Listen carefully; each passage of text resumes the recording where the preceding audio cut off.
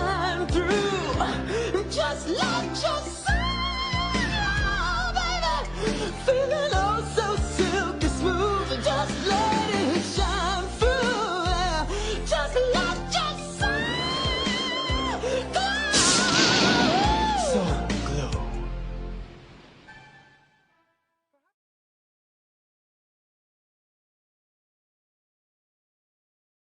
Love y'all, boys. Love you. Love you. I go to war with every single one of you, every fucking game, all right? Love you, 1-7. Here we go! 1, 2, 3, 1, 2, 3! Win!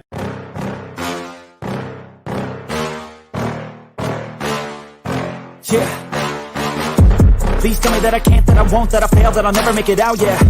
Please tell me all the bad, never good, fill my head full of every single doubt, yeah. Please say any negative thoughts, I pop off when I hear people say I cannot. I get off to the thought of proving everyone wrong, I won't stop to the top, so you better back off and get lost. I'ma stay loud, stay proud, never running out, never heading south. I'll be spreading out, call it word of mouth, can't put me down, I'll be getting loud. You can have me douse, not what I'm about, have your fucking cloud. It be raining now, I keep making sound, go another round, bitch I'm legend bound, can't stop me now.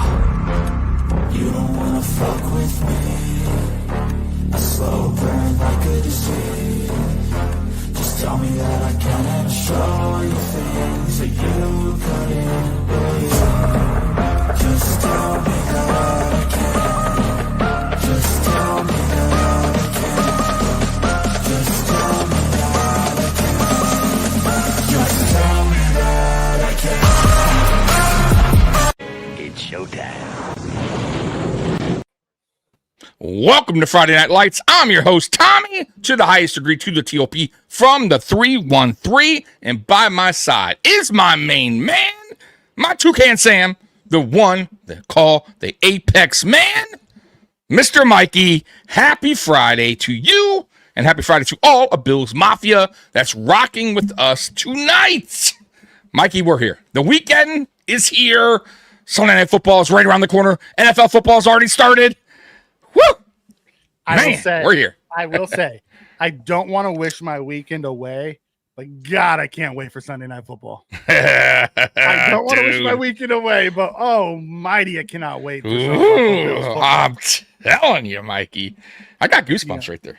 Like, I feel like Sunday night, you're gonna see it's gonna be dark. You're gonna see the pyro. It's gonna have that, that opening feel that we used to have in our thing where the pyro's going off and the crowd's getting nuts, and dude, that's what it's gonna be like Sunday night. Yes. And there's nothing like a home night game in Buffalo. It's hype, bro. And you know what we never really brought up? It's the last home opener at the Ralph, right? The last home opener. Pretty damn cool, right? A Sunday night, prime time. Yeah. Awesome. You know what I mean? That's the house that Josh builds. Yes. So, pretty cool. Pretty damn cool, man. Yeah, it's gonna be fun. So, we want to start with around the league. Yeah, let's do it. Let's get to some Mikey's NFL news. Yeah, we'll go around the league. We'll start with obviously last night there was an NFL game. The kickoff. Yes, there was. We saw some injuries. We saw some unstoppable offense to start, to really sloppy play at the end. Like, I don't know if you noticed it, because you didn't catch the whole game, right? No, I caught the first half and then I went to bed. Okay, so tired. Like the first half, it was nobody could stop anybody, right? They're going up and down, up and down, up and down. Yeah. But what I noticed a lot was a lot of really bad drops on both sides. Okay. CD dropped like 3 or 4 really bad balls that could have been big plays or moved the chains. Ferguson dropped a really bad touchdown that could have been, that they had to settle for a field goal. You saw even points off the board, and that's never good. You saw some sloppy play on the Eagle side, like starting with Jalen Carter spitting on Dak. They're getting kicked out before. Dude, that was crazy. So I didn't see the whole. So later on they showed the whole interaction, right? Mm-hmm. So Dak did spit first, but he spat at the ground. It was nowhere near him. He went up in his face, and yeah, you can't, especially right in front of the ref. Like, dude, like the ref is right there, and And really, that's shame on him because he's a key player for that defense. And really, he's hurting his team. He's hurting his own team. So stupid move by him. But luckily, it didn't cost his team the game. So with him not being on the field. Yeah, I'm gonna take a look because I noticed there's not much going on in the chat. No, it says 5 people. It's just I think people are watching the game, bro. Okay. I mean, you can check just for shits and giggles. Yeah. Always good to check. Always good to check. Unless like my channel already our channel got already kicked off YouTube. I did something wrong. No, you're good. Okay, I just want. we're So li- last week, remember there was actual problem with the. No, I know. Yeah. Chat. Well, I can see it now. You know, I can because before the bar, if you could look to your top left, it says 5. You know, that's kind of accurate. And then but I think tonight a lot of people are watching the Chiefs game, which is fine. We'll it's all good when you guys want on the replay. That's right. You'll catch up on the replay. Yeah, catch us on the replay. So okay, so we saw that, and then they had a thunderstorm break, lightning break, and when I missed that. Man, the offense is like it almost looked like they just couldn't get out of gear again. Like they were just it messed them up. They went to halftime, got cold, came back out, got warmed up, played a first quarter, and then had an hour break, and they just couldn't quite get re-loose. It was really you figure that probably does hurt. Like I know because I've played obviously sports. You played sports. Like when you're on a delay, especially after you already started playing, it does kind of get you out of like sync a little bit. So I could kind of see why it was a little sloppy. If you're saying it was a little bit sloppy in the second or after that delay. So it's possible. Like bro, I feel bad for like baseball players that have to wait for hours sometimes, right? And it's like, dude, that's crazy. Just call the game at some point. James comes in and says, "Hey guys, what did you think of Elam last night?" I will be honest, I thought he actually played decent. That's the best I've seen Elam play. I did too. I hate to admit it. He got burned on the deep one, but outside of that, he actually played quite well. I thought he did too. I thought his tackling was fine. I thought he did a good job on defense. They played a lot cover. of man, though. They played a lot of. They do. They're a different scheme than absolutely a different defensive scheme. But maybe this, like we said it though, maybe this fits more into what he does as a DB. So. And it's clearly, I mean, at least week 1, it kind of showed, right? He's a different kind. You kind of see a better version of Elam, which probably was there the whole time. We just don't run that kind of defensive scheme. And he was also in the doghouse, it seemed like a lot with McDermott, and just didn't work out. By the way, you know who else made a 53? Sorry to cut you off. Justin motherfucking Shorter made the Raiders 53. Just got signed to the 53. Justin Shorter. Yeah, because because Amari retired. No, I know, but Justin Shorter. I didn't even know this guy was still around, and he's on a 53. Congrats to that dude. I don't know if he'll do anything, but that's pretty cool that he just got on a 53. Because think about it, we were probably like that guy. I didn't even know he was still around. Like, so. It's always good to see. I don't mind. He wasn't making ours. That's for damn sure. He didn't come close. He was not made. No, he wasn't. He wasn't. But it goes back to kind of what we talked about with McDermott. Like his scheme is his scheme, and you either fit his scheme or you don't. Like there is no flexibility in it. And you see guys who leave us and go and flourish elsewhere because of the scheme. Yes. It is, yes. Say what you want. Christian Benford is really good. He fits the scheme. Micah and Jordan were really good in Buffalo because they fit the scheme. Like, right, that's true. Certain players fit other schemes better. I mean, that's the way it's been here. But I agree. I totally agree. With that. And I also feel like certain players get in the doghouse with McDermott here. Yeah. For one other reason or not. Like he just chooses to play someone else instead, and keep these guys inactive when we all feel like they're the better player, but this is how it works here. You know what I mean? And you see them go and flourish elsewhere. Yeah, we don't see what happens behind closed doors. You know? Absolutely. Right. Yeah, So there may be something that just doesn't mesh well behind closed doors that we just don't see. And Correct. then, you know, they go off and they find a better fit. Like a lot of people, like Jordan Phillips says, Buffalo fits him perfect. He doesn't do well in other teams, but he does, you know, well in Buffalo. Exactly. Exactly. You have that. So, I mean, it's fine. It is what it is. I wish him nothing but the best because he was a super talented kid coming out. I just never thought he fit what we needed. Yeah, no, we gave him plenty of, I mean, well, I don't know if they gave him plenty of opportunity. I mean, but he was on the, he did have opportunities, but I didn't feel like Elam did terrible on some of his opportunities either. Last year, you know what I mean? Last year, but I'm talking about like prior games. Like he's actually had some moments where he looked good or played well. So, but like I said, once again, if he didn't fit the scheme, he didn't fit the scheme. And if he couldn't adapt to what McDermott was, you know, his defense, and it didn't work. It is what it is. You know, you got to go. And that's my concern with Bishop. Yeah. Is he going to fit the McDermott scheme? It's my issue. That's my concern with Kincaid. Does he fit what we're trying to do? Because what he did in college, he doesn't do in Buffalo. He ran a lot of seams and got yak and crossers. Like we run him a lot of short stuff in Buffalo. You know, like we don't use him the way he was used in college. So, you know, it's like scheme wise, do these guys truly fit? We'll find out, you know? Yeah. Yeah, we will soon enough. We'll find out in like 2 days. We'll find out in 2 days how it works. Soon enough.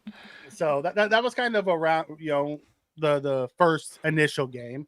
You see Christian McCaffrey popped up on the injury report with a calf. That's not a surprise, but okay. He says, I feel great, but he's not practicing.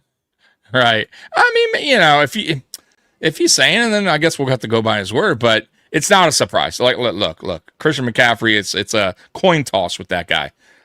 Great player, but you never know. Like injury wise, and that's kind of like where I was at with Bosa, right? And that's kind of same thing, right? Like a player that can be is really talented, has all the tools, can be great at times when he's healthy, but it's a flip of the coin, man. And you know, some players I think in the NFL are just they have that, you know, unlucky streak of just injuries popping up. You know what I mean? That, you know, and it sucks for McCaffrey because McCaffrey, if he didn't have this string of injuries throughout his career, who knows where his numbers would be.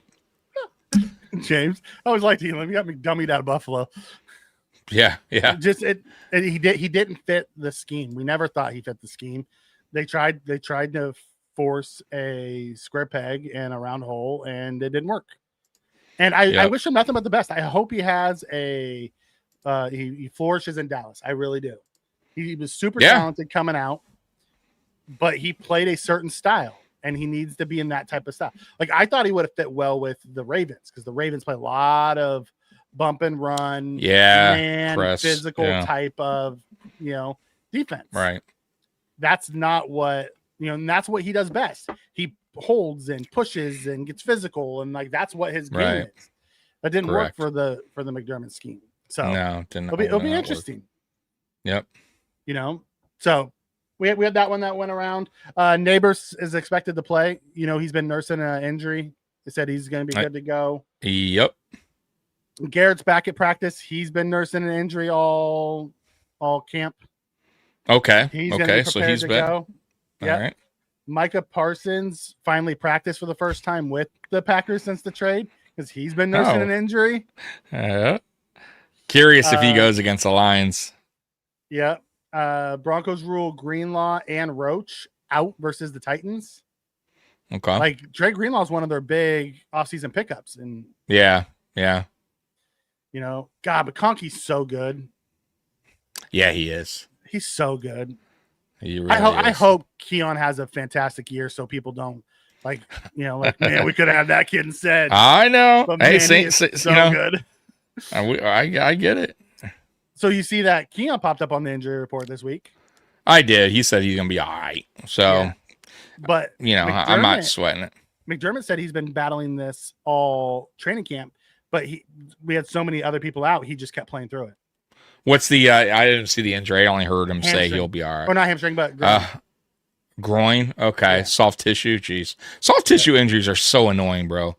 They're so annoying because they can linger on, man, and they don't sound devastating. Oh, a hamstring, like groin, like man. Some of these things can last, man, and these players, it takes time for these guys because they're athletes, right? They push it 100%. They ain't like me and you, right? We can have a groin injury and be all right. Right. Wake up out of bed and go to work. A little different. Yeah, with these guys. A lot different. James says, "Who's CB2 for the Ravens game?" I think it's gonna be Dorian. I think it's gonna be Dorian Strong. Sounds. It's the way they've been talking to him. Like it just seems like it's leaning that way. I was thinking maybe Ingram at first, but the way Strong's kind of been with the media and talking, and it just seems like Strong is probably going to be the guy. I could be wrong, but it seems like it's leaning that way. I think it's going to be Strong. I think Ingram does so much for the team in different spots. He's the dime defensive back. He does a bunch of special team stuff. Yeah, he has the ability to play inside, outside. Like I have a feeling it's going to be Strong. They could rotate. Now they did it week one. The year they had Kyer and Benson. Exactly. So that wouldn't surprise me either. Nope. If they rotate. So and that McDermott, that's a McDermott specialty, right? Like so. Cody Ford and Ty Nsekhe. Right. So don't be shocked if both are out there Sunday night. Like just throwing that out there. Yeah, I could see that. Yeah. Because then they in between the series they could coach up the kid. Like they did with Benford. Exactly. So I can totally see that. He'll make some mistakes. Yeah, and I'm sure he'll make some mistakes here and there. And they're gonna pick on him. They're gonna absolutely like there. He's not on the injury report anymore. He seems like he's good. He's good to go. All of them are. The only one who wasn't good to go is Trey. He's doubtful. Right? Yeah, probably not playing. But it doesn't sound. It's a week to week probably with Trey. It doesn't sound super significant. It wasn't placed on IR like Bass. So I think this is more of a, Trey's older. Let's not push him. Let's not, whatever's going on, let's just let it heal properly and let him get it back 100%. So we're not, messing around here with his health. You know what I'm saying? So, and we have these young guys that can fill in fine. Like that's, I think, where they're going with it. I almost feel like Trey could play, but they're keeping it more on the safe side and going, you know what, let's just, because they know his history. Why push it? You know what I mean? Especially if they feel like he's still CB2, right? Why push him? Why rush him out there if there's not really a true need? It's just week 1, right? This isn't week 17. We're trying to win the AFC. Week 18. You know what I mean? You're right. We're trying to win the AFC or whatever. So I think this is more precautionary when it comes to Trey. To be honest with you, I mean, in my opinion, I have no idea, but that's where I'm going with it. But yeah, keep him out until he feels 100. That's all I got to say with that. And I wish they would have done the same with Curtis Samuel last year. Put him on the fucking IR or keep him week to week. So Curtis Samuel healthy now, right? So to be honest, I would prefer to see what this kid can do. Absolutely. And you never know. Hey, if you and if he looks good or makes some plays, then McDermott has to practice what he preaches, right? Yeah. Then Dorian make him your CB2 job back. And the Max when he comes back has to fight Dorian for the job. Yes. Absolutely. Nothing wrong with that. Nope. I'm all good with that. Yeah, me too. Let's let the kids go out and see what they can do. That's all I ask for. By the way, I have a new name. It's Tommy Miley in the Jimmy Show tonight. Yeah. Okay. It is. Yeah, I got you. James is a one-man show in the. I know. Hey, James, you and undivided attention. Right? Yeah, dude, normally we have more people in here, but I think honestly, listen, it's football weekend. You got a big game on right now. YouTube, it's free, right? I have a feeling some people are going to start showing up at halftime. Right, and then they'll get out of here after halftime and go back to watch. But normally we're a little bit more busier in the chat. So, it's ask away, comment, chat away, man. It's all yours. The floor is yours.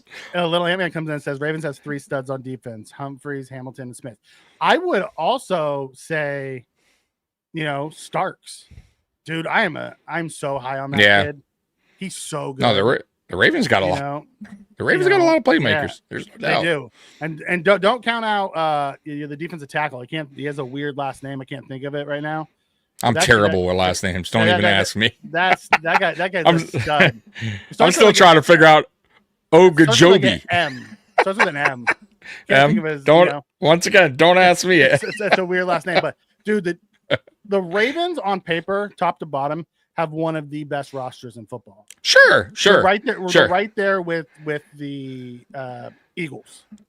Yeah, no doubt. But that once again, though, we talked about I brought this point up last week that you could have a great roster, meaning on paper you're like, fuck, dude, they're stacked with any sport, by the way, baseball, basketball, right? But this is why they got regular seasons, folks. Injuries happen. Sometimes players that you feel is gonna be really great, sometimes they're not. Right? Sometimes they have off season, so don't always go by what they have, what's on paper, right? At the end of the day, at the end of the what your record is speaks for itself at the end of the season, and there's a lot of teams that are stacked each season, and they count the Chiefs off, and once again, the Chiefs wind up beating everyone who supposedly has the better team. So, I don't buy too much into it. On paper, we're not the best AFC team. But Correct. You don't play games on paper, so no, right. All good, James. I know it was a typo. It was just funny. That's all. You good, brother? Let's go, Buffalo. What's going on? Yeah, Jack. What's going on, brother? KC's playing. I'd rather watch paint dry. As long as KC loses, I'm good. Dude, that'd be a great way to start for us. There we go. Matabuki. Thank you. Matabuki. I can say that one. Matabuke.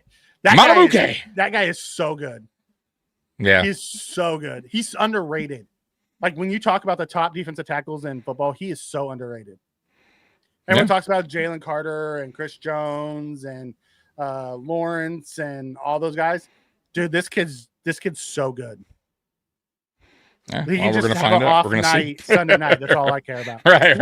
It's okay. Yeah, that's all. The whole Ravens defense can have an off night Sunday night. Yeah, that's all. Yeah, it won't hurt my feelings. And not I won't a big crush deal. him for it. Oh, good Lord. Matt Chatter in the house. What's going on? What up, Mad? So let's keep going through.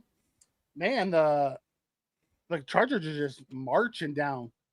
Are they? Yeah, 144 left in the second quarter. Yeah. I'll go to the game cast because you're watching the game. I'm just watching the game cast. But yeah, they're at the KC 21. Yeah. Damn. Just marching. I mean, you get a touchdown here. That's huge. A field goal.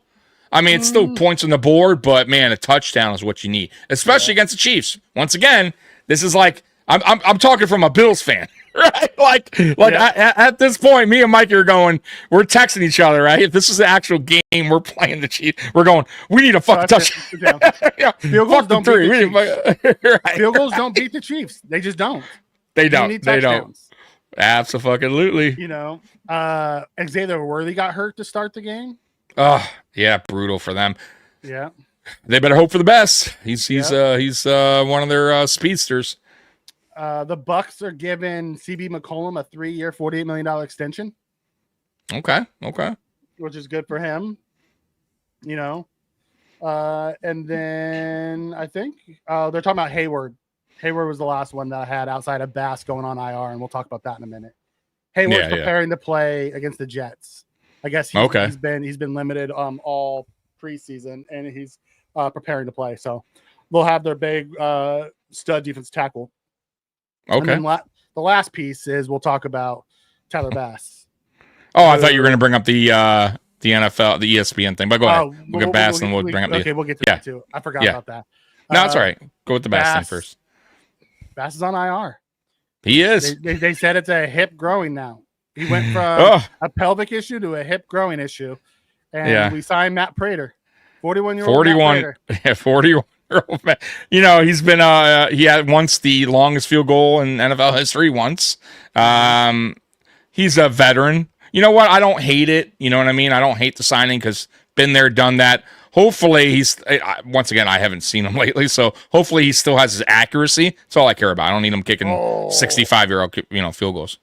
Oh man, fucking homer. I'm a homer. I'll get into that later now. I won't. You know what? They brought it up. Just get it out of the way. Yeah. Look, real quick, for anybody, just a heads up, man. And this goes for everybody. It's in our chat, right? Anyone that's watching, just in general, whatever me and Mikey talk about. Listen, if you guys don't agree, it's all good. This is just an opinion-based podcast. All podcasts, in reality, they're all opinion-based. Every single fucking one of them, right? You can agree, you can disagree, and that's okay. That's what makes this fun. We talk about it. We can even debate on things. But just because somebody doesn't agree or they disagree doesn't make them a homer or a hater. And boy, tonight I got called a homer for disagreeing on a take. And it's like, dude, you must not watch this show, because I'm far from a homer. We've gotten plenty of comments saying we're negative here, and we're not. I feel like we're down the middle on everything we do here. We call it how we see it. That's how we always have done it here. But it is what it is. But, listen, man, if you call me something, I'm going to defend myself as far as going, hey, you must not know me. And a few people in the chat was like, bro, you must not know Tommy then, because have you seen his McDermott videos? It's like, bro, I've been doing McDermott videos for 3 years, right? So a little bit far from a homer. 3 years? More like 5 years. Yeah, exactly. Yeah, more like 5, Mikey. Oh my God. So Not 3, more like 5. Right, from the very beginning of McDermott's career as a coach in the NFL. Who's this guy? Nope, not my cup of tea. Thanks, James. Oh, geez. So yeah, so I just wanted to say that, man. It's like, look, you guys are gonna agree or disagree. We're here for have fun. We're gonna say what we got to say. Our opinion based. We're gonna do hot takes sometimes, but it's all in fun, man. We're not gonna criticize you guys for disagreeing with us or whatever. As long as you guys keep it clean, cool, and have fun with it, we're cool with it too. I mean, when we started this podcast, there was a legit Team Tommy and Team Mikey, because me and Tommy never saw eye to eye on anything. Very rare. Very and rare. Then I've slowly over the years, I've worked him down to seeing it my way. Oh, is that how you did? Okay. Oh, that's how it is. Oh, Yep. okay. So now he just always agrees with me from here on out. He's like, I can't beat him in a debate. Can't beat him. Got to join him. Yeah. That's how it all went down, guys. Sure. Yep. Oh, my God. Slowly over time, he's like, oh, that's a good point, Mikey. I like that. I didn't look at it that way. Yeah. So he just beat him in the submission. Yeah. And then one more point, too. It's the other thing I hear a lot in the chats, and it's just not my buddy's channel. It's everyone's channel. Dan Mitchell, like anywhere I'm watching kind of other Bills content, and I'm in the chat. A lot, the people that kind of shit on the Bills a little bit more than others, and talk about other teams. Like, look at this roster and look what they're doing. Listen. I said this tonight. What the fuck have any of these other teams, except for the Chiefs, actually done that we haven't? The answer is nothing. We haven't won a Super Bowl. Baltimore Ravens haven't won a Super Bowl. The Bengals haven't won a Super Bowl. We're all chasing the fucking Chiefs. We're all in the same boat. So I don't want to hear that these teams are doing it the right way, and the Bengals they're adding players and pieces, and they got this and this and that. Okay, what have they done? Tell me, please, because they have done nothing, right? So, and neither have we. And by the way, I'm a realist with that as well. We haven't accomplished anything, in my opinion. We're a good team that's still searching for a Super Bowl, and that's how I see it. So that's my criticism of this team. We can do better, and we can be better, and we can be great. We just have to figure the shit out. But until then, we're in the same fucking boat as all these other teams except for the Chiefs and the AFC. So I don't want to hear it. Like, stop with that shit. Remember who we're all chasing before you start saying I had somebody in the comments said Ravens are going to score 52 and beat us 52 to 2. A Bills fan. like, dude, when have we ever got smoked? Like, very rare does this team just get pulverized. Like, it's just funny to me. So I had to say that. It's just crazy to me. It's wild. Just so you know, in the Chiefs game, the rookie made a boneheaded. Chiefs had no timeouts. The rookie ran to the sidelines, ran out of bounds, left 49 seconds left. And guess what Patrick Mahomes doing? They're at the Chargers 33. I know. I'm looking. Yeah. What the fuck? You see? And it looks like they only put up 3 points. They put up 3 points, and the rookie ran out of bounds to stop the clock. But this is my right. And here's my point. Right? Chargers should have scored a touchdown there. Right? Because now, let's say the Chiefs have an opportunity to score a touchdown here. You got a whole brand new ball game, folks. 13-10 going to halftime potentially. Yeah. So this is why you can't fuck around with the Chiefs. I don't give a fuck what they are on paper. You can't fuck around with Andy Reid and Patrick Mahomes. You can't. Mistakes will cost you big time. Yeah. Little A-Man comes in and says Ravens did a good job with the Henry extension, especially Kyle Hamlin at 24, 4 years $1 million. They signed their own. That's smart. That's smart business. And big time players. It's like what it's like what we were talking about earlier when Brandon Beane this offseason signed his own. I liked it. Like all the guys that Brandon Beane signed was our new young core. I liked it. And that's how it should be. Right? That's how it should be. It's wild to think Kyle Hamilton's only 24 for how long he's been in this league already. Wild, right? Still in his prime, young. Coming in as a rookie that's older than him. I know. Wow. I'll tell you what, there's going to be older rookies coming in the league more and more now with the NIL thing. There's going to be more players staying around in college. Yep. So be prepared, folks, when you go, man, we got a rookie. He's 27. Because he made all his money in college. He just got in his prime. He's 30 years old. He's a rookie in his prime. Watch out. A lot of those guys, the more and more you think about it, a lot of those guys are probably going to be later round picks moving forward. They may be super talented, but if they've stayed in college for that long, they're probably going to be. Because teams are going to go, damn, what can we really? I guess we can get through 2 or 3 We're going to get the rookie contract out of him. That's it. You're right. My God. So, it's weird. Another rookie mistake. Simmons just jumped. Well, the 4th and 17 at the Charge 40. So the Chiefs are backing up here. So they're going to obviously have to go for a field goal here at the 40. Let's see. Tell me what happens here with what is it? Oh no, they made it 13-6. Okay, so they made their field goal. Down. They can't. They made it. The field goal. They made it. Oh yeah, man, they ran it on 5, 4. Like there was no timeouts. Clock wasn't stopped, and they kicked it. I'm seeing the game cast. That's why. So it'll be a little behind. Yeah, but look, they're still in the game. I mean, right there. I mean, just simple mistake. Shouldn't be, but that's how it works. That was great special teams play right there.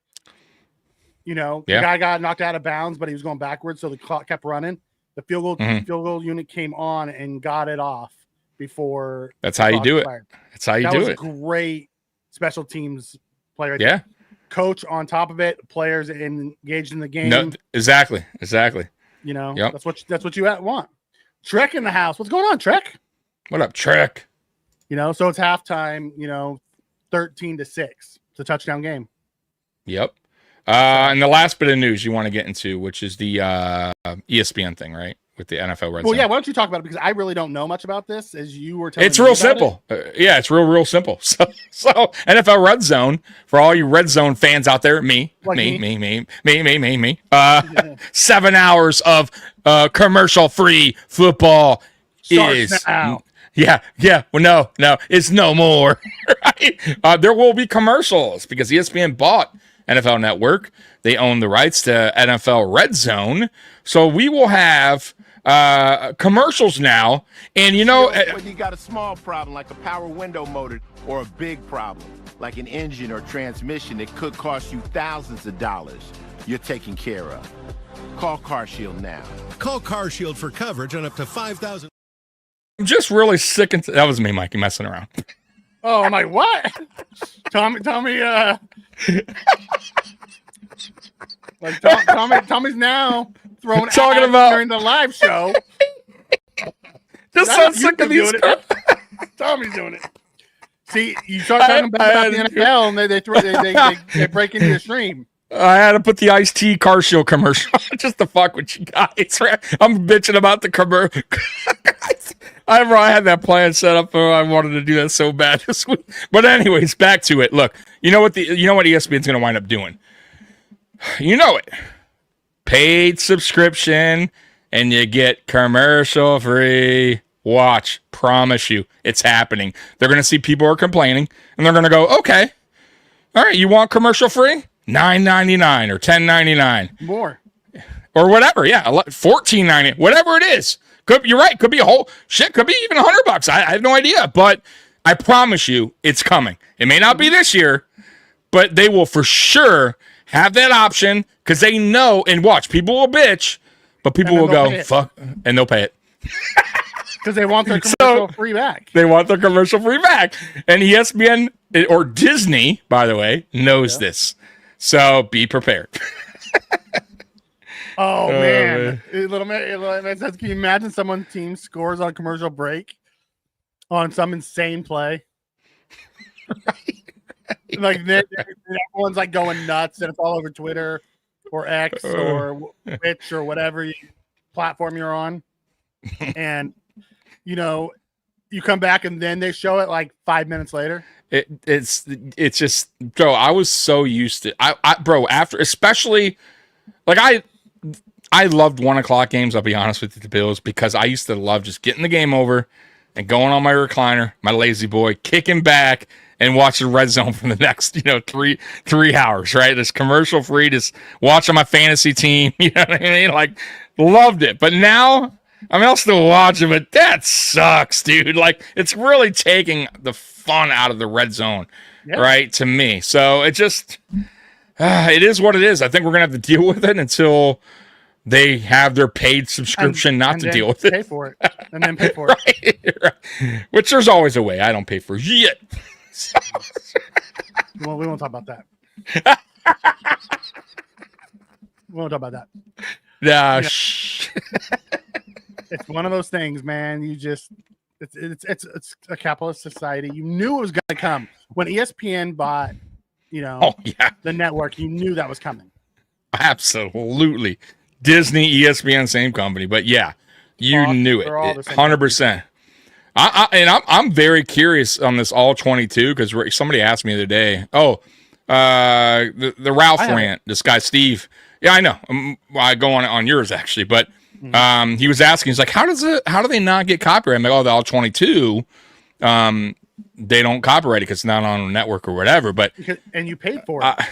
I know, but very curious how ESPN continues with that for the. I'm almost guaranteeing that changes that whole all 22 and copyright. Whoa! I heard a big whoa! Mikey's going whoa. The halftime show. Half the halftime show. Kay Adams. Okay. And Cam Newton. Oh, Cam Newton. That's terrible. This is the YouTube. That's the YouTube Verizon halftime shows. Kay Adams and Cam Newton. I can't do Cam Newton. I can't. I love Kay. Kay's awesome. Yeah, but Cam Newton's just. I don't know. He's a character, man. He is. That's all exactly. Like, it's funny because when he first came in the league, he was not that. He was clean cut. Like he did not have that whole dressing up crazy with the hair. Like he just transformed into this character, man. He really did. Like he was always a character, but this character. No, but that he's to another level. Trust me. He was wearing a bonnet. For Christ's sakes, towards the end of his career. Nobody does that. He turned into his own character. He knew what he was doing, though. It's smart marketing. A lot of these players, I'm telling you, man, that's why I keep saying a lot of these players are, especially star players, are getting out of the league earlier because they know the money's there outside of the NFL as far as like podcasts and, joining these networks and all that. Like, there's big money and they love characters. So, yeah. Yeah, look at Josh Allen. Josh Allen now he was all over the place this week. All over. Yeah. I watched like 9 interviews with him. He now has a Snickers brand. Yes, he does. Snickers Pepsi. We know he's with Pepsi. Did you see the Snickers? Yeah. They're like chocolate flavored barbecue. Sauce. I don't want to try it. It doesn't sound appealing. It just doesn't sound good. I don't know. I mean, maybe I guess I wouldn't buy it, but I would buy it just to have it. I guess, but I don't know. I'm not sure how it would taste. Maybe I'll try it. I don't know. Would you try it? Just chocolate Snickers barbecue sauce. This sounds awkward. It does. And then he talked about he signed with New Balance. New Balance. Ugh. I get it. You go with the money, but I've never been a New Balance shoe guy. I find their shoes so ugly. I'm sorry. I find them to be like old people. Sorry if you wear New Balance, Mikey, but I don't. I just always, anytime, like growing up, like my mom's boyfriends would wear New Balance. You know what I mean? Like my grandpa would wear New Balance. So like none of my friends were fucking New Balance. So like, I don't know. I just find them to be like old people, very boring logo. But if they're paying them, they're paying them. Right? It's not even that they're just paying them. They're also funding the sports program in Fireball. Well, that's what I mean. If you're paying, they're still paying stuff. The funding, paying. You know what I'm saying. So, it is what it is. But hey, jeez, Scott says, "Geez, Tommy hates Josh Allen sponsors." Hey, look, see, I'm no homer. I'm hating the sponsor. Okay. Like, listen, more power to him. You know, get your bread, brother. Give back to your community. That's all that really matters. You know? Yeah, no doubt. As long as that shoe is good, that shoe fucks with his foot or something. That cheap ass shoe. I'll be interested to see if he even wears New Balances when he plays. I heard he can't because I think the NFL you have to wear a certain shoe. Nike, I think, right? You can't wear another. So I think now the picture though, there is a picture with him in the uniform with the New Balance shoes. But I think in game day they have to wear Nike. I'm pretty sure. Because otherwise they get fined. Yeah. For non-uniform whatever. Exactly. Because they got the contract deal. They're smart. Yeah. NFL's smart. Let you guys know I'm a Jets fan. I don't like the Bills, but I have respect for your team. Not when we play. I get it. It's okay. Listen. Yeah. If it's a safe place in here. You want to come in and talk to us about the Jets? We'll talk Jets. Come in and ask questions. We'll tell you how we feel about the Jets from a outside perspective. I'm an NFL fan as well. Bills are my favorite team, but I'm still an NFL fan. And just a heads up, if you want to join tomorrow, we have a Saturday show that's an AFC East roundtable, and we have everybody, a Jets podcast, or we have a Patriots and a Dolphins and me. Probably so if you want to, so if you want to join tomorrow, watch that show. I know it's at noon. It's college football, but if you want to join tomorrow, come and watch the stream. You'll hear from a Jets podcast or so, and he'll be talking about your Jets. So we have a Jets fan here. I got to ask him. Yeah. Elijah Vera Tucker. Uh-oh. How do Jets fans feel about him? Super talented guy who just cannot stay healthy. Good old health. Injuries. So please let me know, little Ant-Man. How does Jets, fans feel about Tucker? Because it's wild. Dude, I wanted Tucker coming out of the draft. I loved that guy. He's so good when he's healthy. Yeah. He's just stay healthy. Mm-hmm. New Balance is a casual or running sneaker with better support. Wife has a couple pairs. Yeah, exactly. That sounds like a New Balance commercial. Right? She's not happy. He called her for all you, New Balance. It's casual and right. No bones about it. That's the worst. Sorry for your loss. That's awesome. All right, Tommy, what are we gonna tap tonight? Yeah, so we got a few things. Obviously, all Bills versus Ravens stuff tonight. We're done with our offseason crap that we were throwing at you. So we do got some Bills wire stuff that I want to throw up first. So let's go ahead and put that on the screen. They got 5 bold predictions for the Bills offense, and we'll be doing it for the defense as well. All right, Mike. Go ahead. Yep. Hey, don't hate on New Balance. I wear New Balance to work. I'm on my feet all day. Exactly. You're at work. You New Balance where you hater? could give where you could give a shit about your shoe. Dude, you know what? At my job, I wear I don't even know, $20 sneakers. So, I could give a shit about. But if I'm going out, no, bro. I wear those shit. Oh, I wear Dr. Scholl's. I bought them for $20. I'm like, yeah, those are great for work. I'll buy Dr. Scholl's shoes. Dr. Scholl's is, Exactly. I'm thinking, hey, I want comfort. I want comfort. I have the inserts. Those things are great.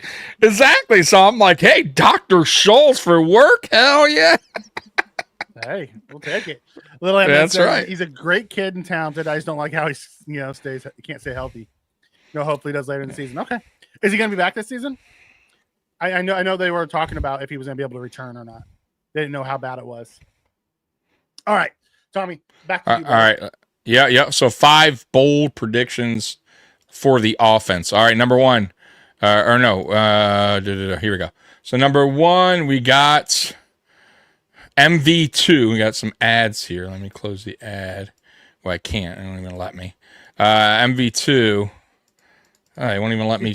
Look. Tommy has ads too. Yeah, look. They won't even let me close the ad. Stupid thing. Hold on.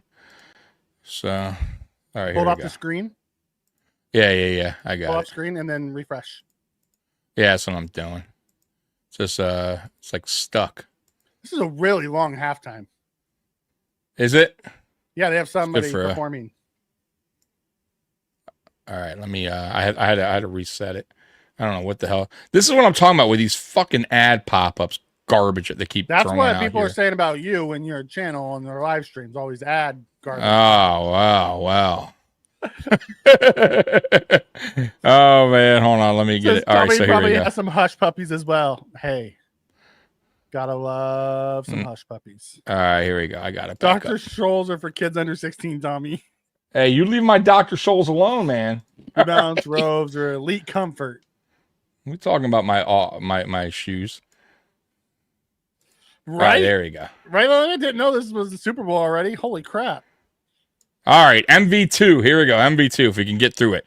It says a second MVP award for quarterback Josh Allen this soon would be pretty bold.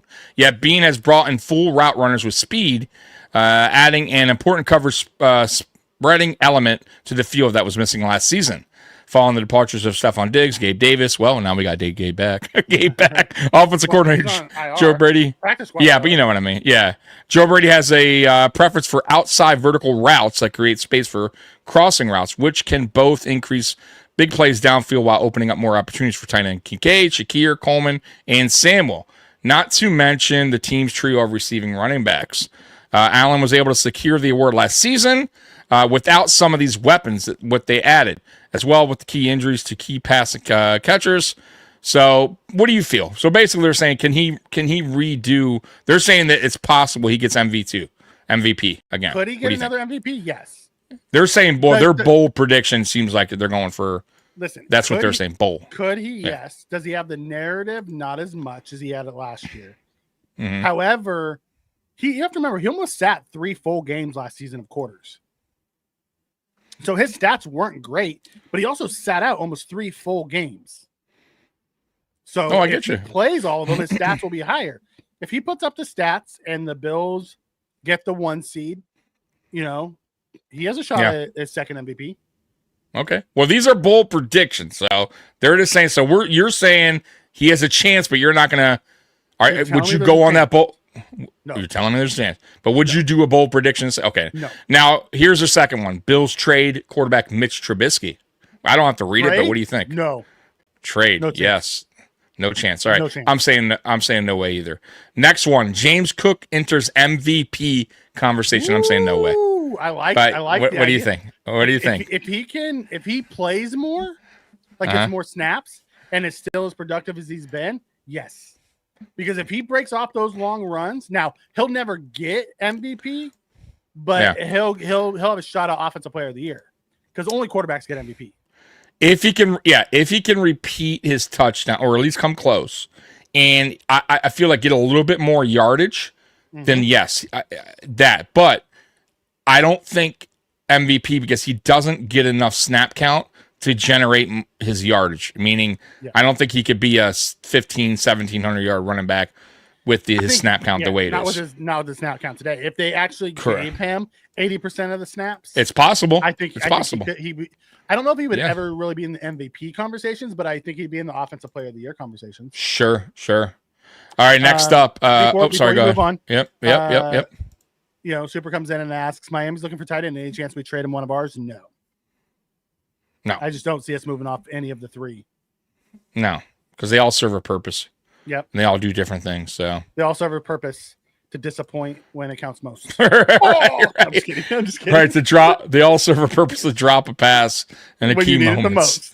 Right. Or miss a block. Right. All right. Oh my God. What is this? Says, did YouTube change the policy to allow streamers to show actual game feeds? Grossi is commentating to a live feed. It's beautiful. I think for this one they can because it's free on YouTube. Yeah, maybe you might be right. I don't know. I'll be honest with you, but that would make sense. That would make sense because it's a YouTube thing. But once again, I want to do it. I want to fuck with it. I got a strike once. Grossi also has like connections within the NFL because he was like the NFL he's big fan of the year. And, you know, but still, even that though, he still could get a copyright. It doesn't. They don't give a shit about that. I don't think they will because. But maybe because it's a YouTube free. It's a free on YouTube. I bet you that it's okay.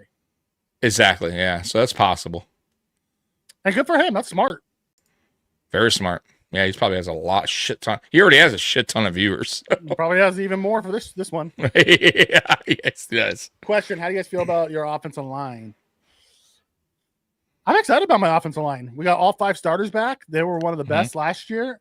Let's see what they continue to do. I like some of the additions that we have to our practice squad for the young guys. You know, I'm excited about what we have out there. Yeah, I feel like this offensive line it's you know, I'm going to call it a top 5. I'll say it's 5, right? I'll say it's around there.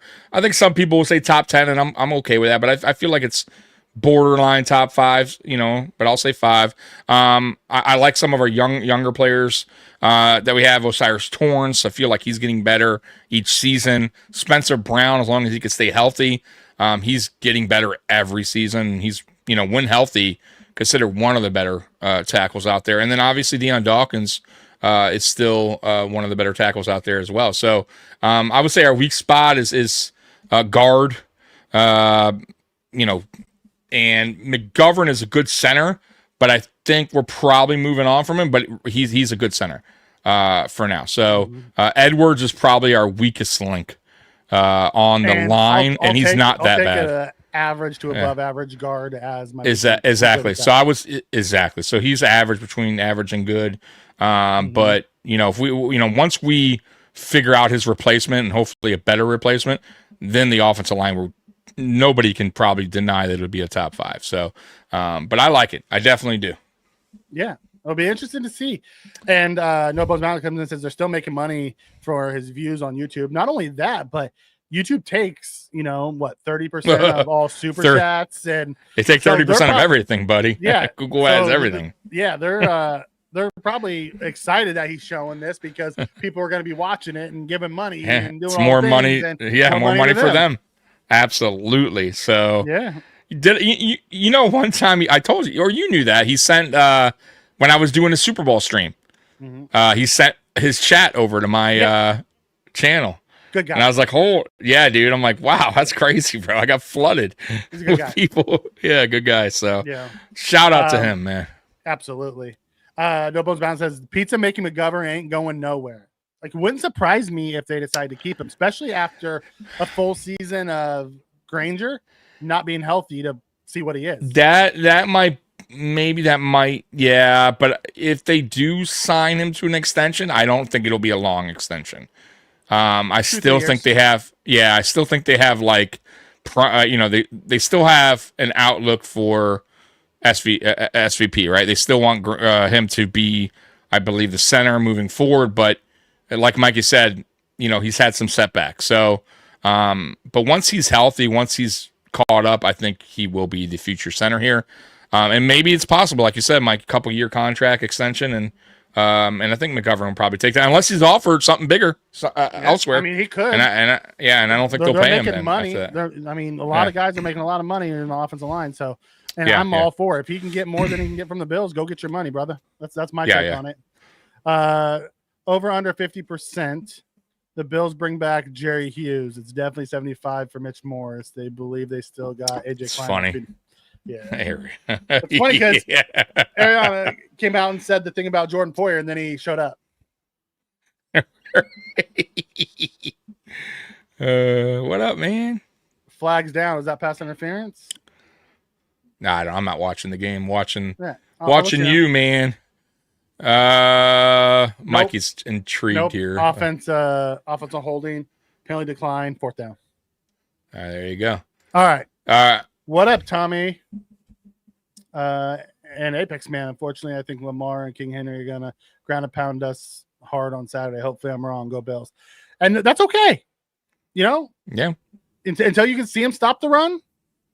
You got to feel that way. Like I felt that way going into the championship game, and then I saw them actually be able to stop the run. So I feel better about it.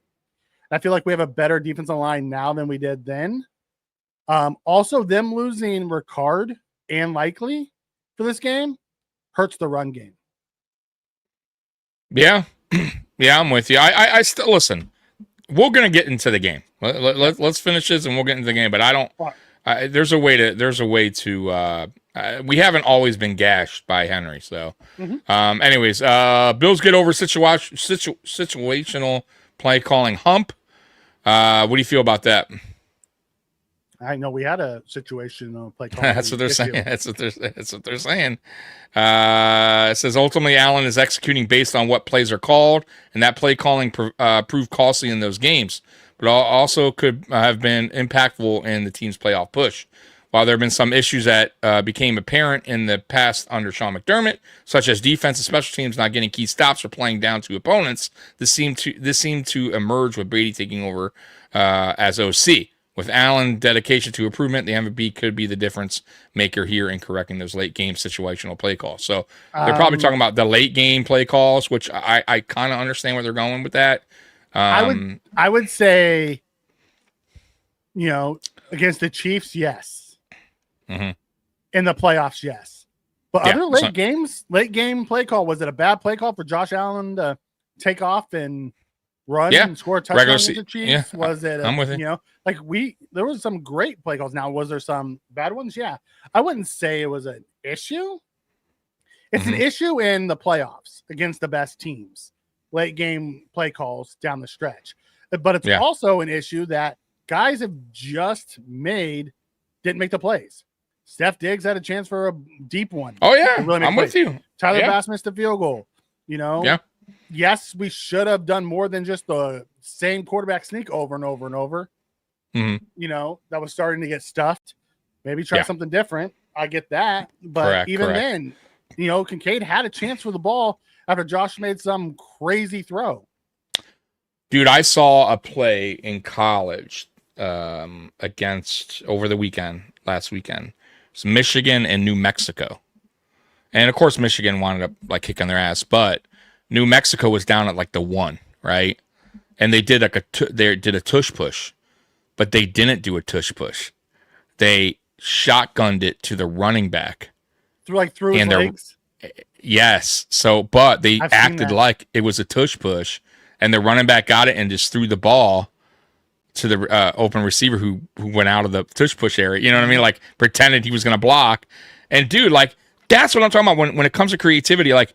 I'm not saying you have to do that play all the time, but if they're expecting, you know what I mean? You run something so much.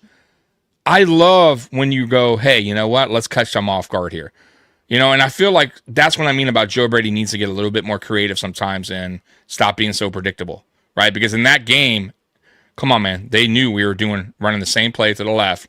Why didn't we switch it up there? They could have acted, you know what I mean? You could have done any other play and it probably would have worked. Matter of fact, might have went to the house. You know what I'm saying? Because they were so all out to stop that tush push, they sold out. You know what I mean? So it's Joe Brady has to like that's where I feel like he has to grow as an offensive coordinator, and he's a smart guy. I feel like he will get there. You know what I mean? And I feel like he can. So it's not a knock on him. I just feel like it's a lesson learned in some of these play calls that he's doing that is predictable, and he can be more creative. Go ahead, Mike. I also put that kind of on Josh. Josh needs to check out of it. Absolutely, he needs to start taking more responsibility too, and taking over as QB, as a franchise quarterback, and going, hey, I'm gonna, if I don't like it, as an MVP, exactly. The best of the best, right, throughout the history of the NFL, Manning, Brady, like Marino, Kelly, even they checked out. If they didn't like it, their offensive coordinator, listen, they're gonna have to understand this is their team, right? So you have to trust in your franchise quarterback, and Josh Allen needs to start doing that a little bit more. I agree, 100%. Yep, I'd like to see that more. Okay. All right, you want me to continue? Okay. Yep. So offense powers team to 14 wins and number 1 seed. That's a bold prediction. What do you think? I think that's very plausible. That's a bold prediction. I'm with it. I you know what? I'll jump on that bold prediction. All right, so that's the end of this one. There's a defensive one as well. Okay. So let's get the defensive one out of the way, and then we'll get to the game after that. So. Let's see here. Where is that one? All right. They're trying to give this game away, the Chargers. Oh, I didn't have it up. Are they? They're still playing. They're still playing games, huh? I'll leave you later. Still messing around. Not. You listen. You got to punch these. You got to knock them motherfuckers out. You got to do everything you can. Get out of your comfort zone and take chances against the Chiefs. That's just the way it is, man. When it comes to beating the Chiefs, man, you can't be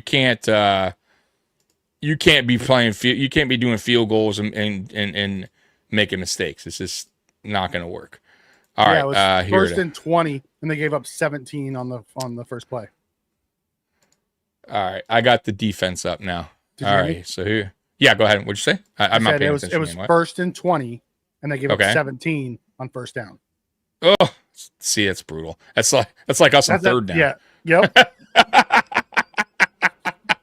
Okay, so 5 bold. You want to read that first or no? No, go ahead. Okay, 5 bold predictions for the Buffalo Bills defense. All right, so here we go. What's their bold prediction? Let me get rid of that stupid pop-up. All right, first up, Ed Oliver has a career year. I won't read it, but what do you think? Bold prediction? Are they right there on their bold prediction? Oh man, I hope so. But you want to go. You want to go on record with that? Is what I'm saying. Not after last year.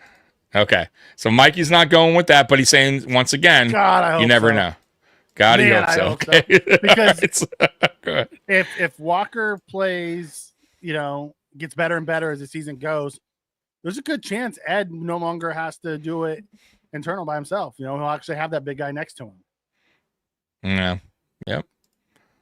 What is this about? All right. Do you have mice in the house? Use Clorox. Just give him some Clorox, Mikey, and or some bleach, and they'll be all right. They're out of there. Here, mouse. Come drink the Clorox. Yeah. Here, have some water. Wink, wink. It's all right. Defensive turnover leader. They're saying, let's see here. Sean McDermott. There have been times in the past under Sean McDermott when each week it seemed like more likely that the Bills defense was going to cause a turnover or two. The current roster is one of the deepest defensive pools of talent the team has had in a while. And the rotation group they reinforce, such as the pass rush, secondary, and I don't know why they say offensive line, they meant defensive line, could result in the most turnovers the Bills have had in a while. So what do you think there? Bold prediction, most turnovers? The current like more than they have? Is one of the deepest defensive pools. Defensive line, I would agree with. Defense as a whole, I would not agree with. But what do you think about the turnover, though? You think we have a lot of turnovers again? They're saying we're going to have a shit ton of turnovers. I do. Because I think that's a product of the style of defense we play. Okay. Wow, here's another one. Groot breakout. So we had an Ed breakout, and they're saying Groot. So what do you think? You going on record? Yes. Would you go on record? I would go, yes. And whoa, Mikey's going on record? You're stamping it? You're putting it? You're putting your signature on it? I would stamp this one. Ryan Nielsen is going to do wonders for Groot. Yeah, he's really good. He has a track record of getting the best out of those type of guys. Yeah, I'm with you. And I think he's key for the defense. Yeah. It's funny. I was talking to this guy, Steve, like I said, from the Ralph rant, and he was talking about Nielsen like crazy. He's saying, bro, he's like, you watch Sunday, bro. We're going to have him on, by the way, as a guest, probably Monday night when we do our Monday night show, uncensored. But he was like, bro, you're going to be surprised on how good this line is. And I'm like, all right, because once again, I got to see it to believe it, right? So, okay, I understand. He legit.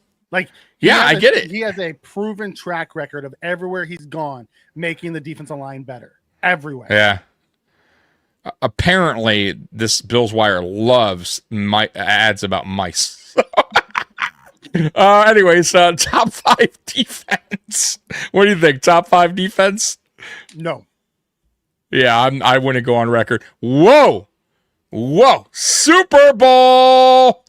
They're going on record. Bold prediction. Mikey. Super Bowl winner. Super Bowl or Super Bowl winner? Oh, that's great. Different. Let me see. It says, Alan has turned some history here. Could that be changed? Bean went on improving the defense this offseason, even reportedly making trade offer for Browns pass rusher Myles Garrett. I don't know. And he might not be done adding pieces. He and McDermott also have a new special teams coordinator. If those other two phases grow strong and level up alongside their offense, it could make the difference in the Bills reaching the Super Bowl. So they're saying reach, not a win. Correct. I'm not until I can see us beat Patrick Mahomes. You gotta see it. You gotta beat the man to be the man, right? Right. Until it happens, I can't pick anybody other than the Chiefs to go because they've dominated for years. Yep. Outside of one time when the Bengals did it, it's been nothing but the Chiefs for like 5 or 6 years. Correct. So correct. I'm not stamping that. I think that's it for the Bills. I had the other stuff, but you know what? I'm hoping it.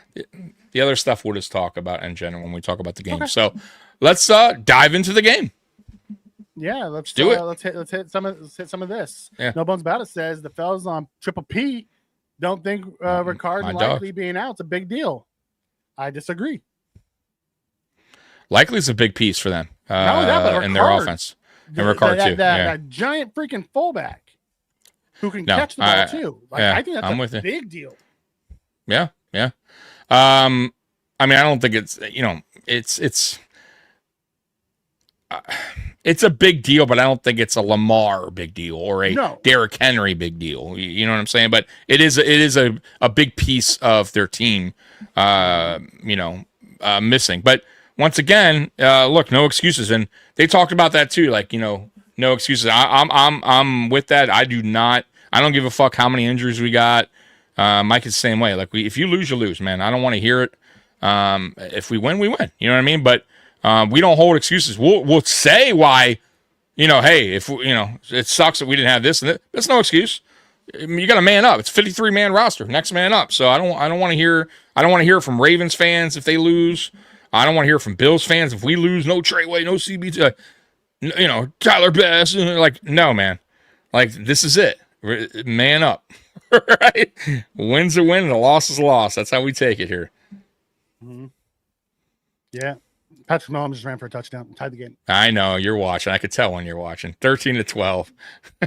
Oh, did he miss that? Did he? I don't know. I'm not watching. Bucker missed it. 13. Yeah, he's not been on his A game even last year. Remember, he was he's falling off a little bit. He's kind of like what what's his name last year for the Ravens? Yes, where he's kind of losing a little bit. Yeah, 13-12. Ooh, yikes. They're still in it though. 1 point. That's not the end of the world. It's a lot of time. Deepest pool of talent. We've gotten DeMar and Jamarcus Ingram starting week 1. DeMar isn't starting, and neither is Jamarcus. It's going to be Bishop, and it's going to be Strong. Absolutely. Yeah, I think Bishop he sealed that on his last preseason game, week 3. I would be shocked if Hamlin's out there instead of Bishop. It'd have to be some type of injury to Bishop or something like that. I don't know. Or McDermott had some case of whatever's going on with them. But I think I said it earlier in the year. I think they put all their eggs in one basket for Bishop. I think that's their guy. They drafted him. They want to see what he's about. They're throwing him out there. And that's why McDermott has talked about him multiple times this training camp. That, and you could kind of hear it in his voice that he's, disappointed that he kept getting hurt during camp because they want him to take that next step, to be the starting safety. They don't want Hamlin. Trust me. That's not, because if it wasn't a big deal, he probably wouldn't even bring it up. He wouldn't be talking about Bishop as much as he does. Bishop's their guy. They feel like he's their guy, and he will be starting. He will be starting Sunday night. I don't listen to what McDermott says. I listen to what Bobby Babbitt says.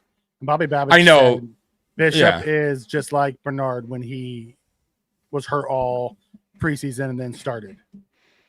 Yeah, no, I get you, but I go by what the head coach kind of says too. If he's disappointed a player, I'm going to go by what he's. That's fine. What I mean? I'm just saying when I'm looking at the starting, I'm listening to what the defensive coordinator is saying too. I got you.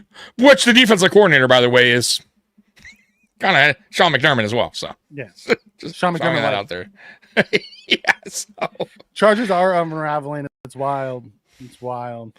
This is what teams do against the Chiefs. You think just following the script. Story is that we do the same shit. So I don't even have to watch that game. I could tell you how it's going to go just by looking at my face, huh? I just know because I know Chiefs games. I know how it works. And I know the Chargers are a good team. It's like if I wasn't watching, it said Chiefs versus Bills, and we were here for some reason not watching, I could kind of tell you how the game's going if you said we're in the third quarter. I'd be like, well, it's probably close. We probably made some stupid mistakes. We probably kicked field goals when we should have had touch. The game, right? Like this is a typical Chiefs game against a good opponent, but the Chiefs find a way to win. Now the game's not over. We'll see, but this is how it works going against the Chiefs.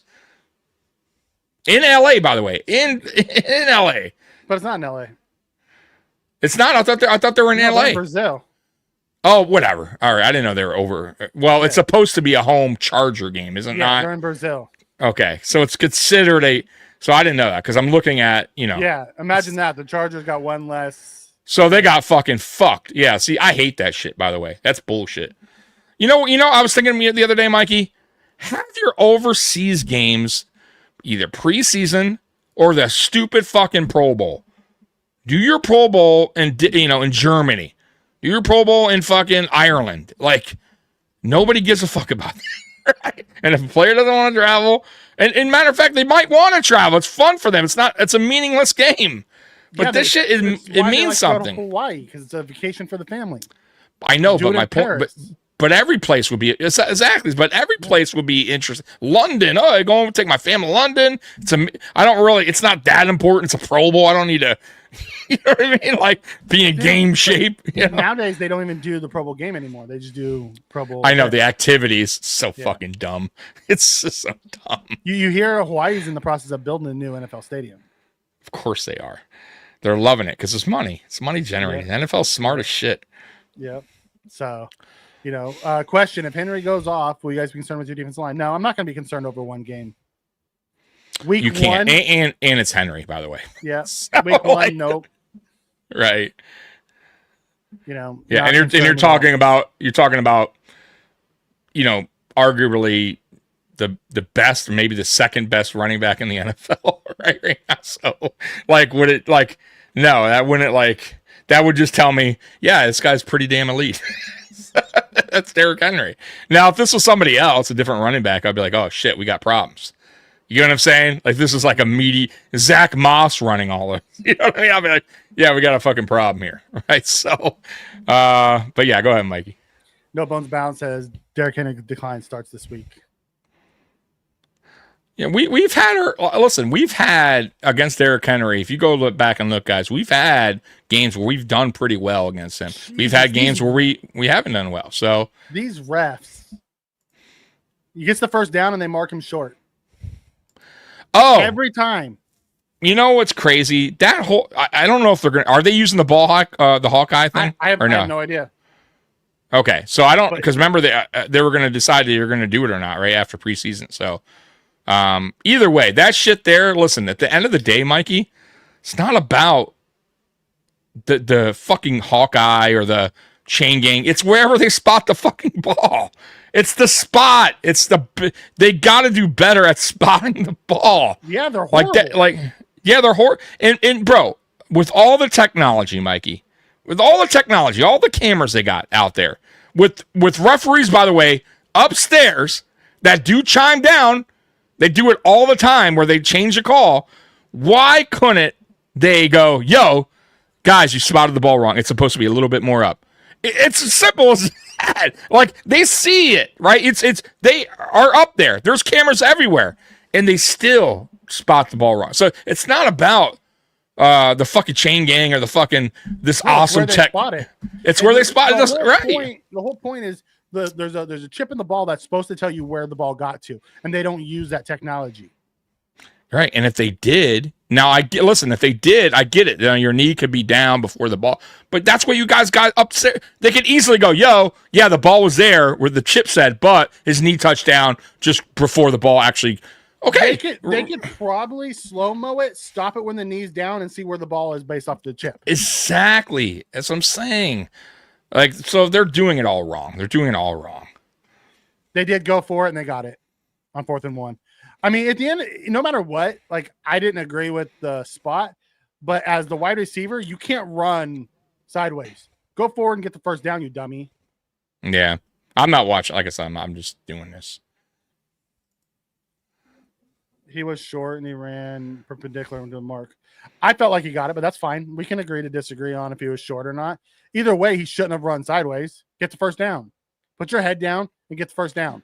Yeah, sideways stop trying to freaking make a big play when you're surrounded by 3 people. Carter had a huge starting play of the season for the Eagles last night. Yeah, he did. We talked about that earlier. Carter getting ejected. That was wild. Wild. All right. What else you got going on, sir? Other than that, we want to talk a little bit about the game, right? You said? Yeah, not the Chiefs game, our game. Let's talk about our game. Sorry. I know you're intrigued. I get it. But let's get to the real game. Let's get to our game.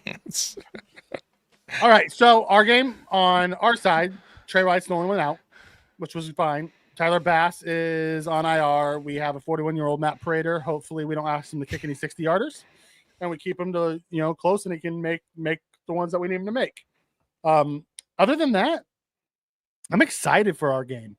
The keys to the game are normal, right? Lane discipline, because they're gonna run a lot of mesh. At the point, it's gonna be a lot of option. Yep. Because they have no fullback, so they're not going to run power. They're probably going to run a lot of option. That's a lot of Lamar sticking it in the belly, pulling it out. So stay disciplined and tackle on defense. Yes. Tackle. One bad tackle could lead to a 80-yard touchdown run. I mean, it's just we saw that multiple times especially against Derrick Henry, and he will storm right past the rest of the safeties like he did against Hamlin.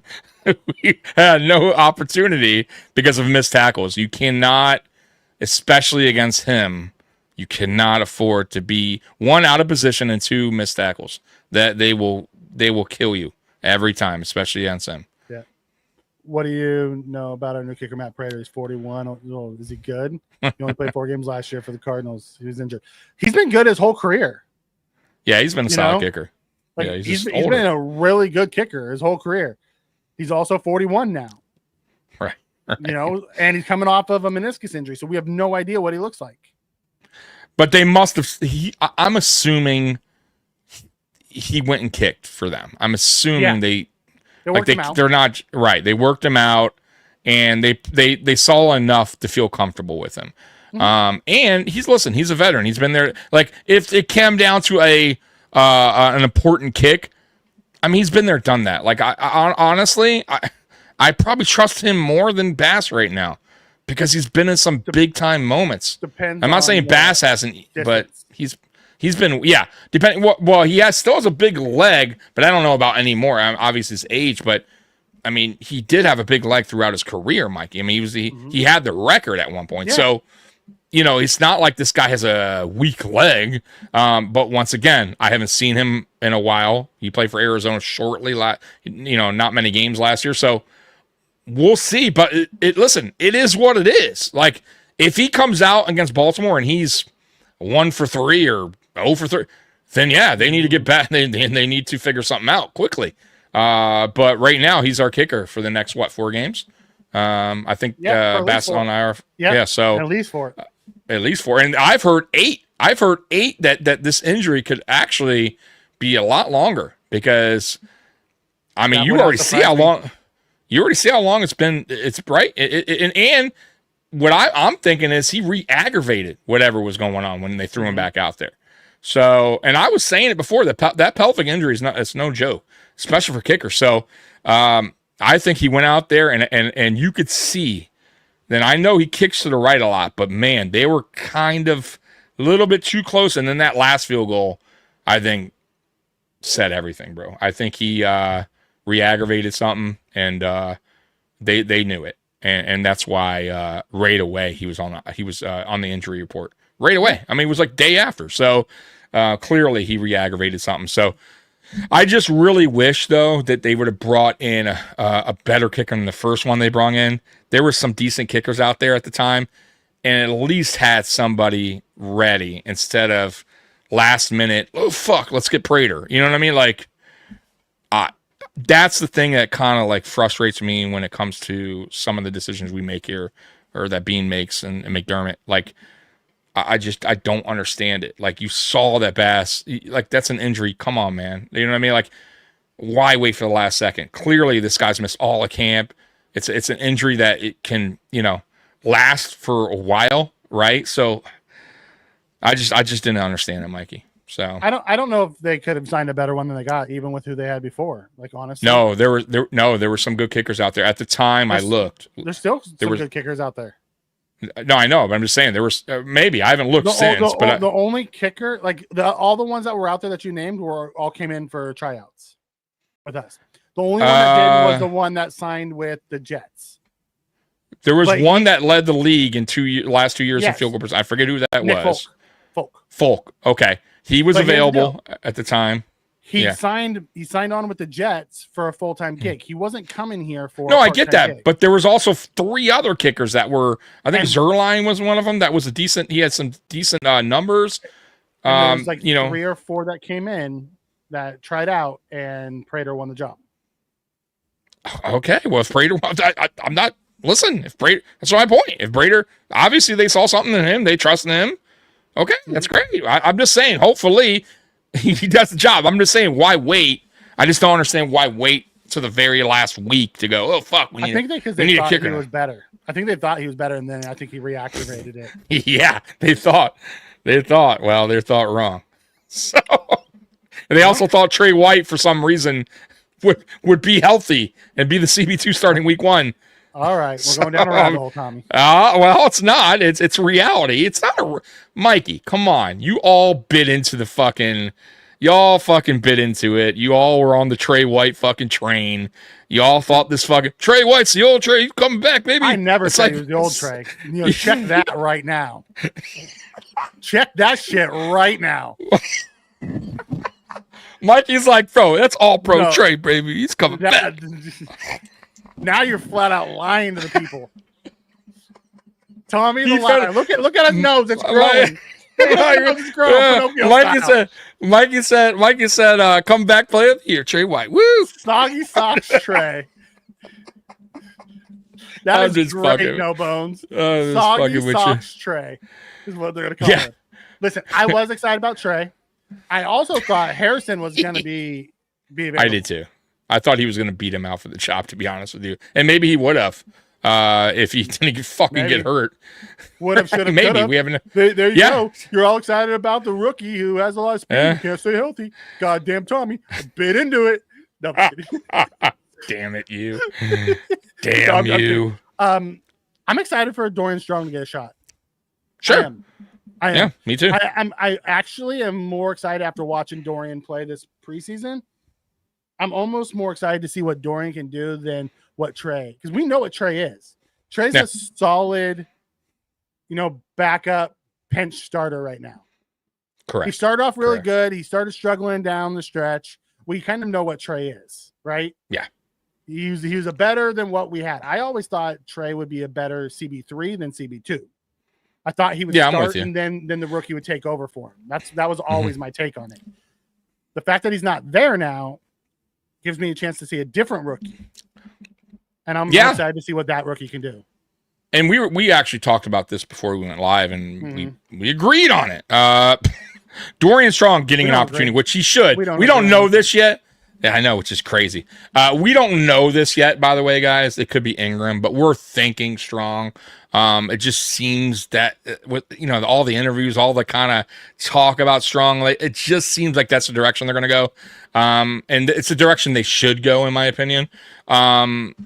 Look, this could be a blessing in disguise. I mean, it could be.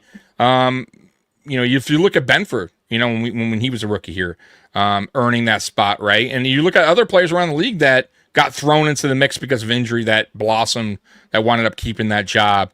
So Dorian Strong, if he plays well, I mean, even when Trey comes back, who knows? Maybe Trey does not get that CB2 role, and Dorian Strong keeps it, and maybe we found a player that people weren't expecting to be CB2. So we'll see. I'm up for it. Give the young guys an opportunity to blossom and see what they could do out there. So, same with Hancock. When Hancock gets healthy, I would love to have them give him an opportunity, at least in the offseason next year, to compete with Bishop for that starting safety role. So, I would like to see Hancock be the first one off the bench. Absolutely, too. Yeah, I'm with you. I'm 100% with you as well with that. But I'm talking about next season as far as starter. If Bishop kind of doesn't. Now, if Bishop has a good season, then obviously that's not really in play. But if Bishop's shaky, not really what we expected, but somewhat serviceable, like a Hamlin, then yeah, you got to let Hancock, get an opportunity to, get that job. Yeah, no, I'm with you on that. Robert comes in and says DaCosta of the Ravens is a dynamic roster builder. Roster building is one of Bean's challenges. I expect McDermott doesn't go conservative and play calling both sides of the ball. DaCosta is very much a dynamic roster builder. That he learned from Ozzie, who was one of the best to ever do it. Yeah. I disagree with your take that Bean has challenges. Bean has a top 5 roster this year, led by his quarterback. If you don't want to say top 5, top 7 roster. The issue isn't our roster. The issue is the guys on the roster at times don't come up clutch. The players have lost the game towards the end, or boneheaded coaching. At the end of the day, I think Bean has done just fine building this roster. Yeah, I think I'm with Mike. I think I don't think this roster's full of great players throughout, both sides of the ball. I think we have a very good, well-rounded team with an elite quarterback, and a very good running back in James Cook. I don't think he's elite, but he's very good. And I think we have a very good, in my opinion, receiving corps. I think if they all can play their part, they can make this Everybody Eats 2.0 really work and really work well.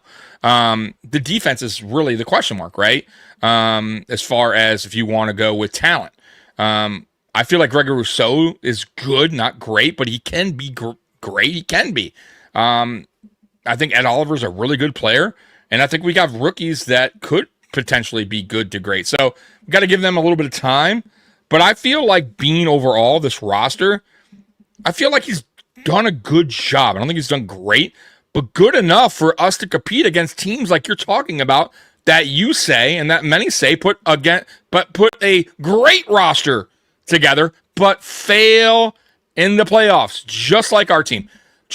And we want to talk about the Ravens, right, and how great they're built. We've beat the Ravens twice in the playoffs. What's that say? What do you think about Ravens fans are saying? Damn, we built this great roster, our great GMs, getting all these great talent, but yet we can't fucking beat the Chiefs. We can't beat the Bills in the playoffs.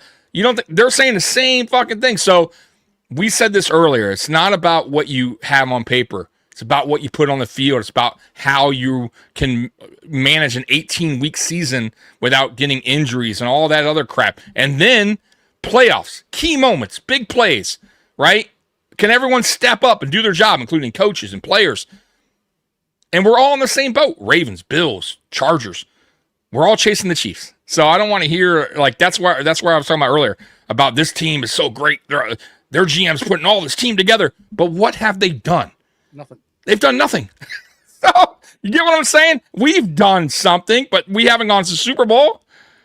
They've So gone that's as far my as point. we have. So They have gone as far as, no, they haven't. They haven't even reached an AFC Championship game, the Baltimore Ravens. The Ravens? Yes. Oh, you're right. Against They the Chiefs. they lost against Chiefs. Only once, right? They've only been once under Lamar. I apologize. Yeah. That was 2 years ago, 2022, right? 2023. 2023. Okay. Yeah. 2023. You're right. Yeah. But only once. Only once. Just saying. And they still lost against who? Chiefs. And then they lost. Okay. Then they came back and lost some stuff last year. Exactly. No bones about it. Says not drafting Will Johnson in favor of Harrison, and Harrison getting hurt is cherry on top of, shake my head. Listen, I would have been drafted Will Johnson personally. I understand what Bean was doing by going with Harrison. Harrison has game-changing speed. Right. Like it's just different. I understand why he went with Harrison. Me personally, I would have went with Johnson. Me too. I would have went with Amos. Huge mistake. Johnson or Amos, either one. Yeah, big mistake. If Harrison hits his ceiling, he's as good as anybody out there, and he has game-changing different speed. Yeah, and listen, and we can't knock a player that hasn't really played yet. Yeah. So we have no idea and people get hurt what Harrison. Yeah, we have no idea what Harrison can bring. The reason why the Will Johnson thing is brought up so much is because he's doing really fucking well in camp, right? And it's not surprising, right? It doesn't surprise me. It doesn't surprise Mikey. It doesn't surprise anyone that knows the player. Anybody watched him, yeah. Tape. And it's, by the way, it's not just the Bills that passed up on Will Johnson. Yeah. He went to the second round. All the teams passed up on Will Johnson. Right. So just throwing that out there as well, right? There's a lot of teams kicking themselves today that didn't draft Will Johnson going, boy, we made a mistake. Well, it happens. Here's the thing. With Will Johnson, it was never about the talent. It's about the end. It's about the longevity. Right. They don't think he's going to get a second contract out of him. Who gives a fuck? If he could be an instant, listen, for me, if I'm a GM, right, and he slipped, I'm just saying, because I get the whole top 10 thing. He was a top 10. But I'm saying he's slipping there, right? And he's failing, like going down to. If I'm a GM towards the tail end of that first round, I'm going, bro, even if that's the case, and we can get 4 years out of him, and he's a really good to great player, and he can help us get to where we need to be, who gives a fuck about a second-year contract? You got what you wanted. You got a guy that can be impactful. You get what I'm saying? So, how's that a waste of a pick? Yeah. I get it. Because they want their first-round picks that they're investing in to get I get second contracts. I understand that piece. I would have taken him. We said this on draft night. And if I wouldn't have taken him, I would have taken Amos. Who's I got start, you. Yeah, me too. Start for the Commanders. So, I didn't even have Harrison on my board. Once again, a guy who I didn't think fit our system. Right. So But, it is what it is. What do I know? Holy Yeah. crap. Patrick Mahomes is a magician, man. He was going down, threw the ball up in the air, and then the guy caught it. 20-12. It's still a lot of time left, guys, Yeah. but man, close game. Yeah. So okay, where were we going? I got sidetracked. My bad. With the No, chat. we're talking about the game. We were talking about I think we left off Dorian Strong, and then we kind of got sidetracked a little bit. But so we did. No Bones About says Dorian Strong's about to put the league on notice. I love that. I hope so. Like I really do. I hope all of our rookies start, make a name for themselves, especially the ones that are starting or getting rotation time. So, but yeah, let's get to the game. We know the players that are. Yeah. Yeah, I was talking about the keys of the game, right? So I said, on defense, it was gap discipline, it was tackling, and then we kind of went into the secondary. You know what I mean? So that's one of them. On offense, the keys of the game is run the ball, get Josh in a rhythm early, and don't kick field goals, score touchdowns. Correct. Yeah, I'm with you. I would, for me, I want to see our defense make some early stops because you're not going to stop the Ravens all night. Okay. I kind of want to see what I saw in the playoffs. Be a little bit aggressive, go after Lamar, put some pressure on him early on. Get Derrick Henry out of the game early on, right? So the offense can build a lead. Get him down, huh? Get him down early on. Make it a one-dimensional. I like it. Make in the first half. Now, this is how, like, for me, it's going to if they do that, I could see the game playing out the way it did last year, where the Ravens will counter in the second half. But this is where the Bills need to counter back in the second half too, which we didn't do last year. I felt like in the playoffs we did just enough, but that could bite you. I want the Bills to start off strong defensively, get some early stops. The offense needs to get points, like you said, touchdowns, not field goals. Get a nice lead going into half, 14-point lead, something like that, 13, 14. And then the second half, adjust, because the Ravens will adjust, right? They definitely will adjust. So don't let your fucking foot off the gas pedal, McDermott, right? Don't try to just change your game plan and start running the ball, trying to kill the clock. Get points, because Baltimore will get their points. They will eventually break down the defense. That's how it works. Derrick Henry, the thing about Derrick Henry, Mikey, is he's such a bruising running back that he just wears down players. He wears down the line, and eventually players start to crack. And that's when you see him he'll start to get more and more better runs. You saw it last year in the playoffs. First half, not that great. Second half, Derrick Henry was running all over us. He started to soften up the players, and you saw it. He was there. So that's what I want to see. I would also like the Bills to kind of go a little up tempo at times. I want to see a little bit up tempo offense at times. They don't need to be like the whole game, but a little bit up tempo, and definitely get James Cook involved as well. Right? Don't go away from the run. Right? They do that way too many times.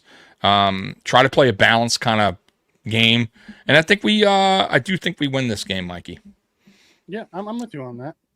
Be interested to see. I wanted to go back here, Tommy, Mikey. I was wondering what your thoughts are on the rumors of Bills. They're not bringing in him. McKenzie? I didn't even know he was they're available. not bringing him in. He just keeps keeps bring back old ones. Bring back Beasley and Brown. I didn't ask you because we didn't really even talk about what is your thoughts on Gabe Davis returning? He's on practice squad IR. I know, but what's your just thoughts in general? I mean, like, even if let's say he wasn't injured, he's just on a practice squad. What's your thoughts? Like, are you cool with him being back? Like, are you just do you feel like they could have went out and got a different type of player, or not a receiver, but maybe a different position? Was there anybody out there that you wanted? Okay. No. I mean, yes, Javon Baker was out there that I would have much rather had, but he signed with the Eagles. On the practice squad. Say what you want about Gabe Davis. We talked about clutch earlier and how the Bills haven't been clutch in the playoffs. That's one dude has always been clutch in the playoffs. Yep. He makes some boneheaded plays in the regular season and runs, doesn't read coverage right, and Josh are on the same page. But in the playoffs, the dude makes the plays. Big game, Gabe. Yeah. And I said it to some people in the chat when I was over at PPP. I said, look, man, it's funny, like, how fans sometimes, I don't get it, but certain fans, like, they get on the side of, like, just, like, hating a player. Like, just certain players, like, they just get this, like, he sucks, and Gabe Davis was terrible. And it's like, I always go back to, like, guys, you weren't saying that when he was torching the Chiefs in the playoffs, or when he was having big games, other playoff games, and once again, he's a 4th round draft pick. Like, what did you expect? And it's not like he put 200 yards he put up close to 1,000 yards twice. Like, he wasn't that miserable of a player. So I don't understand. I get that, and I'm not even saying this guy should be he's always the best wide receiver. I'm just saying what we got out of Gabe. There's no reason to throw shade at the guy like he did nothing here. Like, he was just garbage, right? Like, and it's just kind of unfair to the player. And dude, that's one thing I will always do. I will stick up for players that had some type of production, and especially for where they were drafted. I look at the draft where they were drafted and what production they brought to the team. We talk about Devin Singletary all the time. Yes, he's not the greatest running back in the league, But we drafted him in the third round, and he was productive. He put up 850 his rookie season. He put up another 875 one year. Those aren't shitty numbers, not greatest, but he was a team player. Team liked him. He was okay. We drafted James Cook. We moved on. Same with Gabe Davis. Gabe Davis rookie contract ended. Okay, have a good one, Gabe. But you shouldn't throw shade on the guy like he was garbage. So I just, that kind of like, I don't like that, Mikey. You know what I mean? I get the Levi Wallace thing. Like, I get people don't like, you don't like, I get that. You know what I mean? But guys like that, I thought he was productive enough where you can't hate on a guy like that. I'm just saying. I don't hate on the guy. My issue with Gabe was he disappeared at times. Yes, he absolutely. And I don't put that so much on Gabe. Gabe is never going to be a number 2. No, I put he was that forced on almost Dean into that. And McDermott for not bringing in more receivers and trying to pigeonhole him into being the 2. So yeah, I'm with you. The player is who the player is. He's a solid player. And I'll get back to this one about the technique of Harrison and go to here. Where does he fit in? He fits in on the practice squad. So if we have an injury, that's it. He steps in as wide receiver 6. He didn't take Shaver's spot. He didn't take anybody's spot. He's on the practice squad. Right. And guys, you fail to remember that this receiving group tends to get injured. Right? They tend to get injured. Curtis Samuel is Glass Joe, right? Khalil Shakir has an ankle sprain, it seems like now, and it's probably going to continue on because that's how it is with high ankle sprains. You usually have them again. They reoccur. Keon Coleman got injured last year, right? Guys, like, I'm just throwing shit out there. Like, it's good to have a guy that is familiar with Josh on the practice squad in case guys like that get hurt. It's okay. It's not the end of the world, right? Well, you guys act like it's the end of the world to have a guy you call up and play. Go ahead. Would you prefer Gosnell or would you prefer Gabe? And in a would I prefer who over who? I'm sorry. Gosnell, the rookie, or Gabe? No, I would prefer Gabe. 100%. He's shown productive. Also, Gabe's a really good run blocker. And usually when these guys it starts to get cold, having him out there blocking is not a bad idea. Like, listen, correct. He's not costing us anything. He's on the practice squad. He's a break glass in case of emergency. Very much like the whole Jordan Poyer thing. I don't hate that Jordan Poyer came back. I don't hate that Jordan Phillips came back. They're all practice squad guys. They're not taking snaps from the young guys. Right. They're there in case we need them. And I'd rather have them than a Zion Logue or pick a rookie safety that is a UDFA or a undrafted free agent receiver. I'd much rather have those guys out there.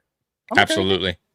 I'm okay with it too. They have knowledge. And if one guy in the room gets anything from that guy, he's worth it. Yeah. And you know what? And say what you want about Poyer's age, whatever. The guy's a leader, a motivator. He's like, when he goes back to the Patriots Bills playoff game, who's hyping up that team? Who's in that? Who's with the defense? The whole team saying, "Fuck this shit." This is what you need sometimes, right? He's a motivator. He's a guy that knows the defense very, very well, and he's smart. He's seen every type of offense, right? So if he had to be called up, okay, I would trust him. I absolutely would. Would he be the old all-pro? No, he of course not. But I don't also expect him to be terrible. I still think he has something in the tank. So, I think sometimes we're a little bit too critical of some of these signings that these guys, like Mikey said, they're not here to rip away these guys' jobs, these rookies' jobs. That's not what they know that. They know what they were brought here for, right? Or they wouldn't have signed. So I'm just saying, right? So sometimes you guys, you have to understand, step back and look at the big picture and see why these players were brought here, where they're at right now. Why did they sign here? Right? Phillips knows he's close to 40 years old. I don't even know his age now. He's an older player. He knows that he's not coming in and taking a rookie spot unless there's an injury or he needs to be placed there. So, yeah, it's more of a failure. If he's playing, it's either an injury or there was a failure. Yeah, or somebody's not. Exactly. And you know what? It is what it is at that point. Yep. No Bone says Gabe wouldn't be an ideal fit for Shakir or Samuel, though. He's more of a backup to Keon. And that's fine. If it's Shakir or Samuel goes down, you slide as Elijah Moore into the slot and you put Shavers and Keon and Palmer and Gabe on the outside. Exactly. Okay. I mean, you could slide Keon in the slot. You could times. slide Palmer into the slot at times. Absolutely. You could put Kincaid in the slot. Yep. Like and then you just have another big receiver on the outside that allows you different things. Like you don't have to put Gabe in the slot. Put one of the other guys in and put Gabe on the outside. Like exactly. It's just an extra known body. Now we won't see him for anywhere from 4 to 6 weeks because he's on the practice squad IR and it's going to take some time to get back. But yeah, it's not a bad thing by any means. Yeah, I don't think so either, bro. I really don't. And it's a cheap sign. They're saying Worthy might have a torn labrum. Ooh, that's bad. Yeah, it's not. I mean, that was I don't know how they did not see each other crossing past. I mean, was it like the Racey Rice Patrick Mahomes thing? Yeah, so Kelsey was running his route. Oh, they were running crossers? Crossers, yeah. And, bro, Kelsey, like, I don't know who. It was either Worthy or Kelsey ran the wrong route, like too close. And boy, Kelsey, a big dude, bro. And Kelsey just, I mean, he chested him, bro. Boom, dude. And he went down like a sack of potatoes, bro. Worthy's not a big guy. Like, that hurt. You know what I mean? Like, that would hurt a normal guy, right? Yeah, dude. Oh, that's rough. It's rough. 20-18, by the way. Yeah, if you guys want to driving. And they're driving. Chargers are driving. It's going to be. They get the field goal. They need a touchdown. Yeah, they need a touchdown, not a field goal. We're looking at this game like it's a fucking Bills game, man. Yep. It's wild. Let's go back up to the comment that I was talking about earlier. Yeah. They said. Yeah. Right here, it says technique and awareness are a million times more important than pure speed.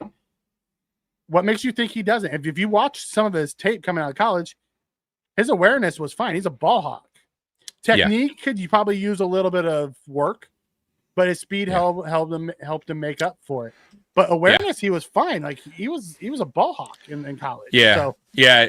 His major knock era was tackling. Because he's a little bit smaller. Yeah, he's a little bit smaller. Yeah. But coverage was that's the whole point with him. Even if he gets beat on a route or whatever, his speed is what saved him and what is fascinated the Bills into drafting him because he has that electric speed. Matter of fact, you saw that in training camp. He got beat on a route and got back into the play.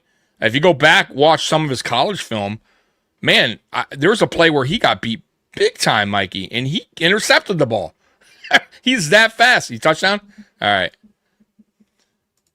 So yeah, or a field goal. I don't know. You put touchdown. Okay. So, but you remember that play, right? Or do you remember that college play that I'm talking about, where he got beat?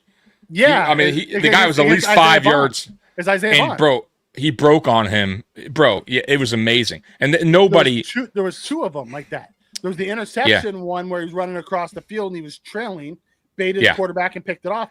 And then Isaiah Bond had beat him on a post and he made up for it and knocked the ball away.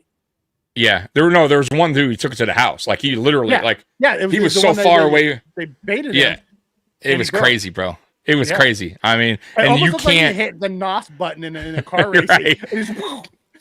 That's the one thing, though. I always tell people you can't teach speed. You either got it or you don't. And he has electric speed, and that's what I always said that the Bills DBs lacked, right? And that's one area I always felt like we needed to improve on, which is we needed to have that faster DB that could compete against the Worthies of the league, the Tyreek Hills, downfield, really.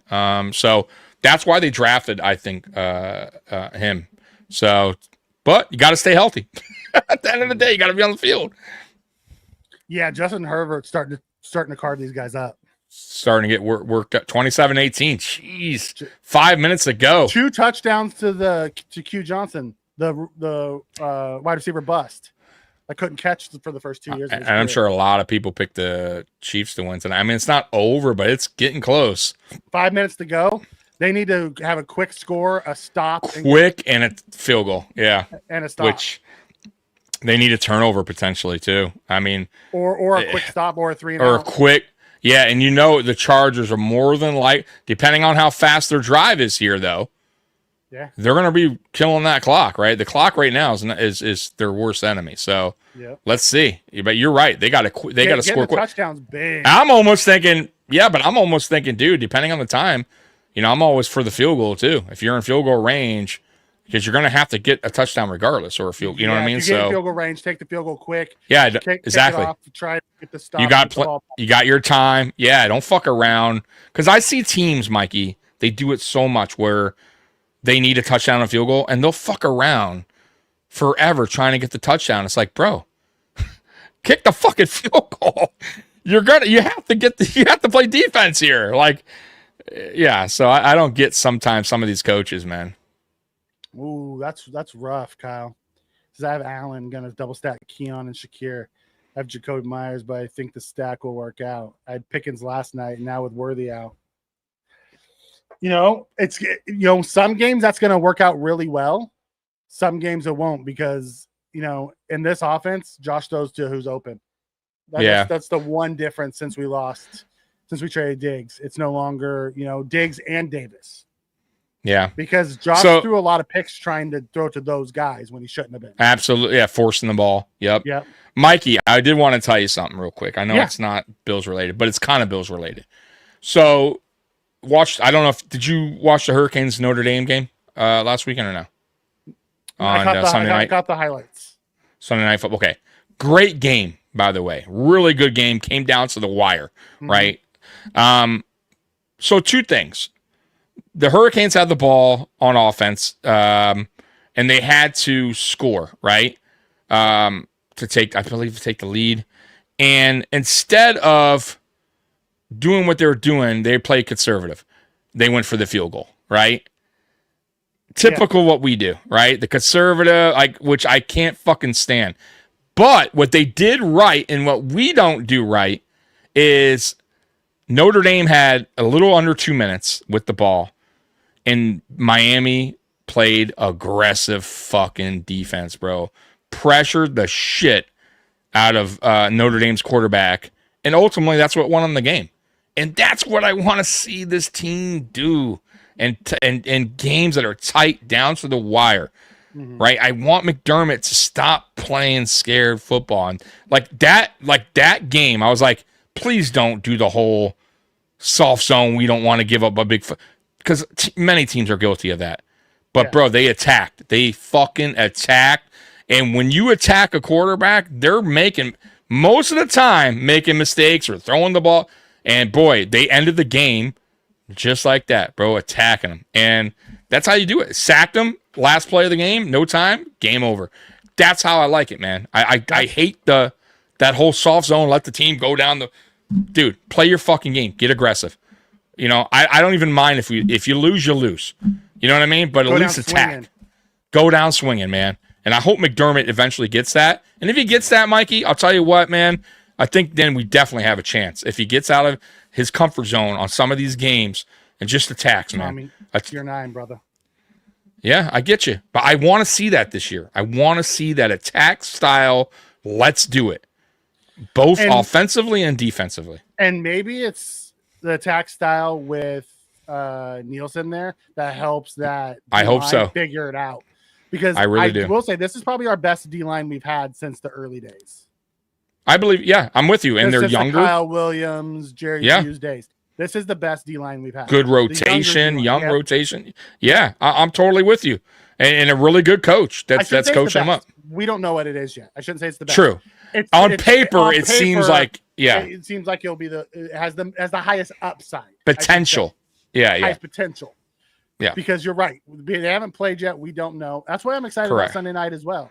Yeah, we have no idea. We really don't. We weren't given much. We weren't given much this offseason, guys. So, nothing at all. We have no idea. And then on offense, Mikey, what I really want this year to see, and I've been saying it, and I know it's like I'm repeating myself over and over, but I really want this Everybody Eats 2.0. That's what I'm calling it this year.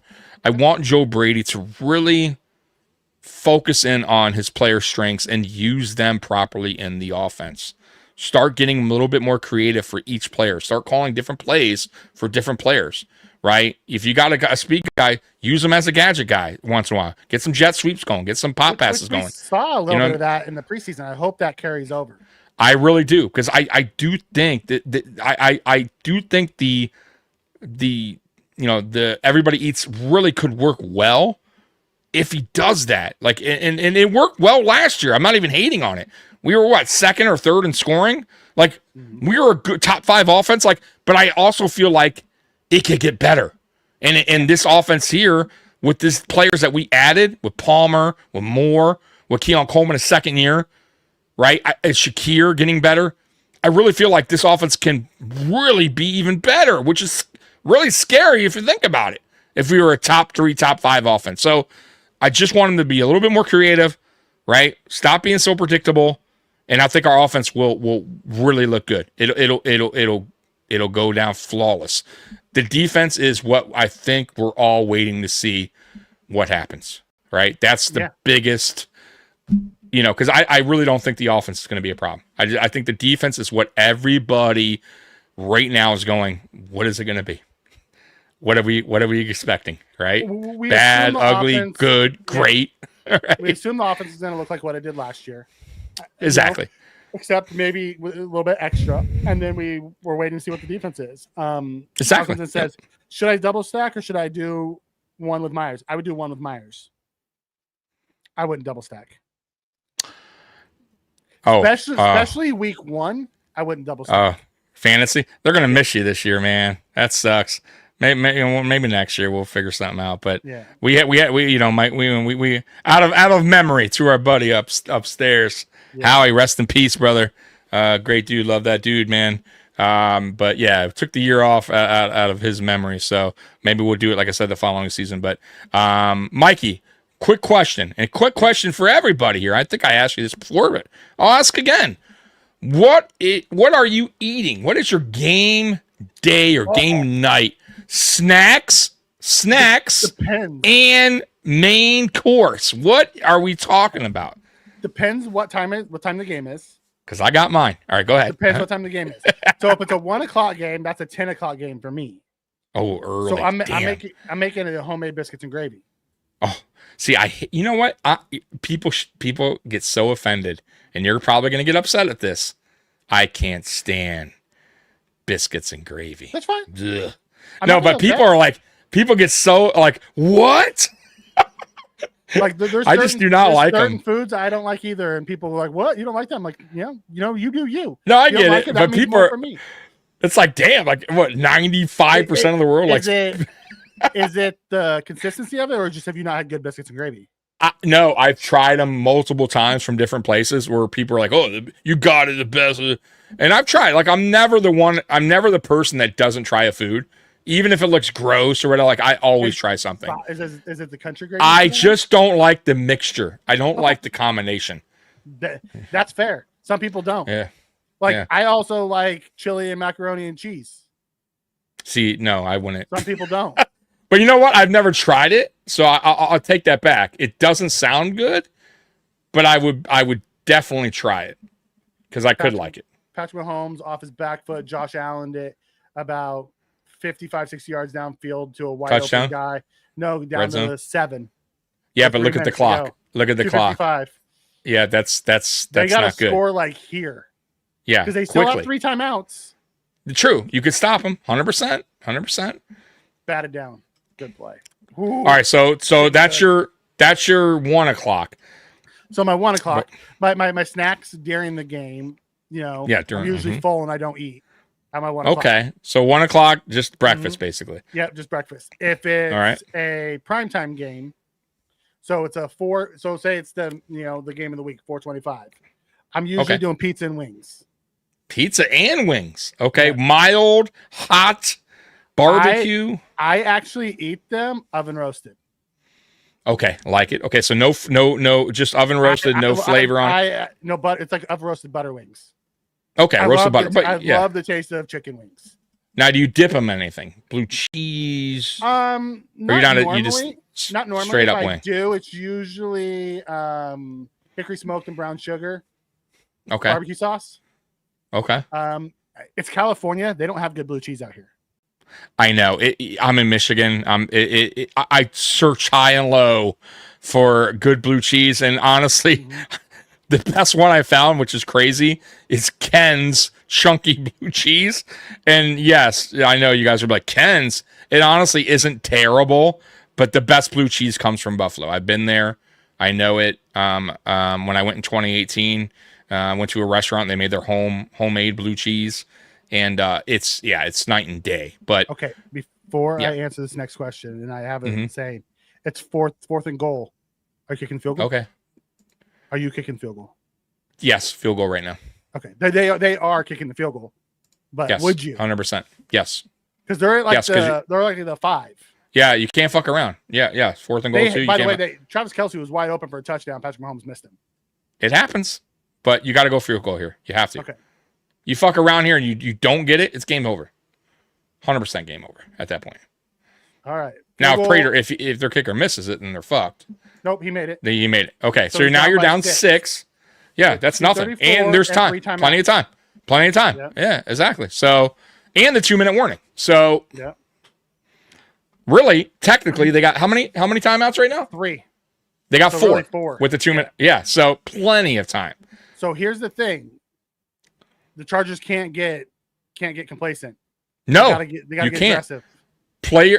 Be aggressive. Get your first time, because you know what? That's how the Chiefs do. You think the Chiefs fuck around on a game like this? If it was the opposite way, nope, nope. They're going for it, even on 4th down. Yeah. Go ahead. So ranch or blue cheese? No, that's easy. I love ranch, but I won't eat ranch on wings. That just seems odd to me. Like, what I like ranch on my salad. I like it on my salad. I like it with pizza. Oh, Mikey, what? You're not one of those people, are you? I don't do it often, but if I'm gonna dip it in something, I'll dip it. That's a sin. That is an absolute pizza sin. No. What's a pizza sin is putting pineapple on pizza. No. Yeah. I'm sorry. No. Listen, if you don't like my ranch, absolutely not pineapple. Ranch, listen, no. I get everyone, not everyone's on pineapple, but ranch, like, you do not put dressing. Come West Coast. Any dressing on pizza. Sauce out on the West Coast. Yeah, well, that's why they are weird over there on the West Coast. Says the except for you. You're a cool guy. I like you. You're gonna play my stupid California. You knew what I was doing. You son of a bitch. Okay. Yeah, so no, that's a fucking no. Listen, I'm a huge pizza fan. Bro, pizza, probably my number one food. Good? You don't fuck around pizza, bro. Barbecue sauce is really good on pizza too. Okay, I'll give you this. If it's a chicken barbecue pizza, yes, 1,000. But if it's a barbecue with pepperoni, no, fuck that. No, it has to go with chicken as a dipper. But I don't put it. If I'm gonna use it, I usually use it for my crust. No. See, even that, no. Listen, you don't like biscuits and gravy. You're gonna shit on me, and I was nice about the biscuits and gravy thing. Really? I'm sorry. I'm just going with this. I'm a pizza. I'm a pizzaholic. Don't be that guy, Mikey. But you're being that guy. Listen, ranch to me, the only time I accept ranch is like at Taco Bell, avocado ranch on a chicken burrito or something. Outside of that, I do not like ranch, bro. Like ranch doesn't belong on your burritos. No, they put like avocado, like they made, Taco Bell. It's not really ranch. It's their, it's their ranch. It's not ranch. But on me using ranch, and you're like, I'm gonna go eat. Hey, Taco Bell. They have some good avocado ranch sauce on. I'm telling you. But look, end of the day, you don't fuck with pizza. You do not put shit on pizza. Yeah. Oh, ranch dude. Pizza is of good. course, he's a California guy. Of course he would say that. You Californians, man. You gotta use Alan's new chocolate barbecue sauce. Oh, I guess. All right, so that's your so the late games, do you have any snacks? You said. What's your snack? I love licorice. I love red vines. I love red vines. It's like plastic. Oh, Mikey, I'm learning so much about you today. I love That's red just disgusting, mate. vines. I love red vines. I do. Oh man, you're disappointed. I like Skittles.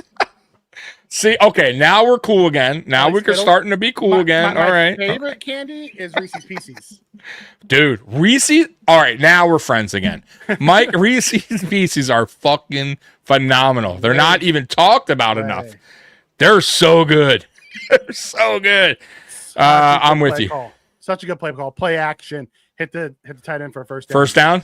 Perfect. Such a great play call. All right, so I'm gonna tell you my go-to's pizza usually on game days, no matter, because I'm on the East Coast, so usually 1 o'clock pizza at halftime. But snacks, crackers and cheese, baby, or pizza logs, dude. Crackers and cheese, rich crack, dude. When you go to a party, I love Ritz crackers, and there's crackers and cheese. What kind of cheese? Extra sharp, baby. Okay. Oh, dude, extra sharp. Slice it up. Put it on the crackers, dude. Maybe Whenever I go to parties, little, I fucking get a handful of cheese cubes, dude. I eat them motherfuckers up, boy. So I love me some some salami on there with it. Yes, sometimes I went shopping today. I didn't get any, but I got the crackers and cheese. So that's kind of like my snack. Crackers, cheese, and salami. I can't do crackers and cheese by itself. See, I can't because I love cheese. I'm a cheeseaholic, right? So. Before we move on, I wanted to hit my dinner. Yeah. So if it's a late night dinner, I'm making some sort of tri-tip. Oh, my bad. I didn't know about your dinner. Yeah, Go ahead. yeah. So for the late nights, I'm making some sort of tri-tip or ribeye or some kind of steak. Oh, steak. Love me some steak, man. I love if it's cooked right. Well, how do you like your steak? Me too. Damn, Mikey, are you starting to come back into time? I can't go. I mean, I can go medium is the highest. Medium rare is the way to go. It's the way to go, man. Still got the juices. The highest I can go is medium. Yeah, I hear you. Yeah, you don't want to overcook it, and then you lose all the juice. I'll lose flavor. So my wife tells the chef once he starts crying, that's when you know her steak's done. She'll buy a filet mignon, have it butterflied, and then cook like boot leather. It makes me sad. Oh no, you can't do that. Yeah, taking all the flavor out of it, man. But yeah, dude. The kind of cut, Spin. Do you put steak sauce on your steaks? Depend the kind of cut. If you buy a cheap cut, then yes. So if you buy A1. like flank steaks or something like that, you can throw some A1 in it. But if you buy a ribeye, a New York, it's cooked right, you don't need it. Yeah, you don't need I it. hear you. There's enough if it's cooked right. Yeah. If it's cooked right, you don't need that. Yeah, I'm with you. 100%. Now, I do like my favorite is when my A1 with my cheap steak gets mixed in my mashed potatoes. Oh, so good, isn't it? Sauerkraut. Oh, dude. Oh, Mikey. Have you ever had pizza logs or no? What's pizza logs? Oh, Mikey. So think of a egg roll, right? Like the same, size and how it's fried, but instead of it being Chinese stuff inside, whatever the fuck they put in there, it's cheese and pepperoni, and then you dip that motherfucker in pizza sauce. Dude, Mikey, it's first time. All right. It's so good. Rush around the outside. So it's almost like it's a fried pizza roll. So think of it like a fried pizza roll that you just dip in marinade. And it's so fucking good, dude. It's a buffalo thing. It's a buffalo thing. But it sounds like you're doing something good. Scott doesn't like my Reese's Pieces. Dude, they're so good. Reese's Pieces. I'm smoking a brisket, a pork shoulder, or ribs on the patio game days. No snacks for me. All those acceptable. God, give me some ribs. Oh, dude, ribs? Oh. Now, mashed potatoes, mac. I'll take all that. One of my favorite is take a pork shoulder and make some pulled pork. Ooh, yeah. Pulled pork, fucking great too. But and I'm gonna pulled pork. I turn them into pork sandwiches. I go get those little King Hawaiian rolls and make mini. Oh, those are so good. The sweet rolls. Oh, yeah. Dude. What about hot dogs? You a hot dog fan? Nathan's. Sprouts. Okay, beef. They're beef, right? I'm guessing they're beef hot dogs. Okay, I can only do beef hot dogs, bro. I'm a Nathan guy. I love Nathan hot dogs. But for football though, I don't know, man. Pizza's my go-to, man. Pizza or wings. I'm with you on the wings, by the way. I like them plain, but I dip them in blue cheese. So, if I had they told me it's different. Blue cheese in California is different than blue cheese in the Midwest and the East Coast. Oh, I'm sure. Like it's a 100%. whole different ballgame because everyone I know that says I don't like blue cheese that's on the West Coast has gone back and said I ate blue cheese and it was really good back there. It's different out here. It's not good. No, it's way. I'm telling you, I've been to Buffalo, so even Florida, even here in Michigan, it's not the same. It's nowhere near the same. You got to just try your best to find something that's somewhat edible that tastes like blue cheese. But yeah, that's an unfortunate thing. I'll tell you what, why hasn't there been a Buffalo manufacturer to sell a fucking glass jar nationwide of blue fucking cheese? Because people probably would buy it. I'm telling you, but they haven't. They haven't done it. Scott Blakely says, first down Chargers, Herbert doing his best Josh Allen impression. 2-minute warning. Now, how many timeouts? I got no timeouts. Yep, game's over.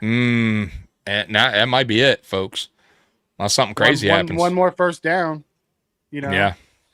Pulled pork nachos with leftovers is killer. Listen, I use my pulled pork, my leftovers, I use them in my enchiladas. I have pulled pork enchiladas.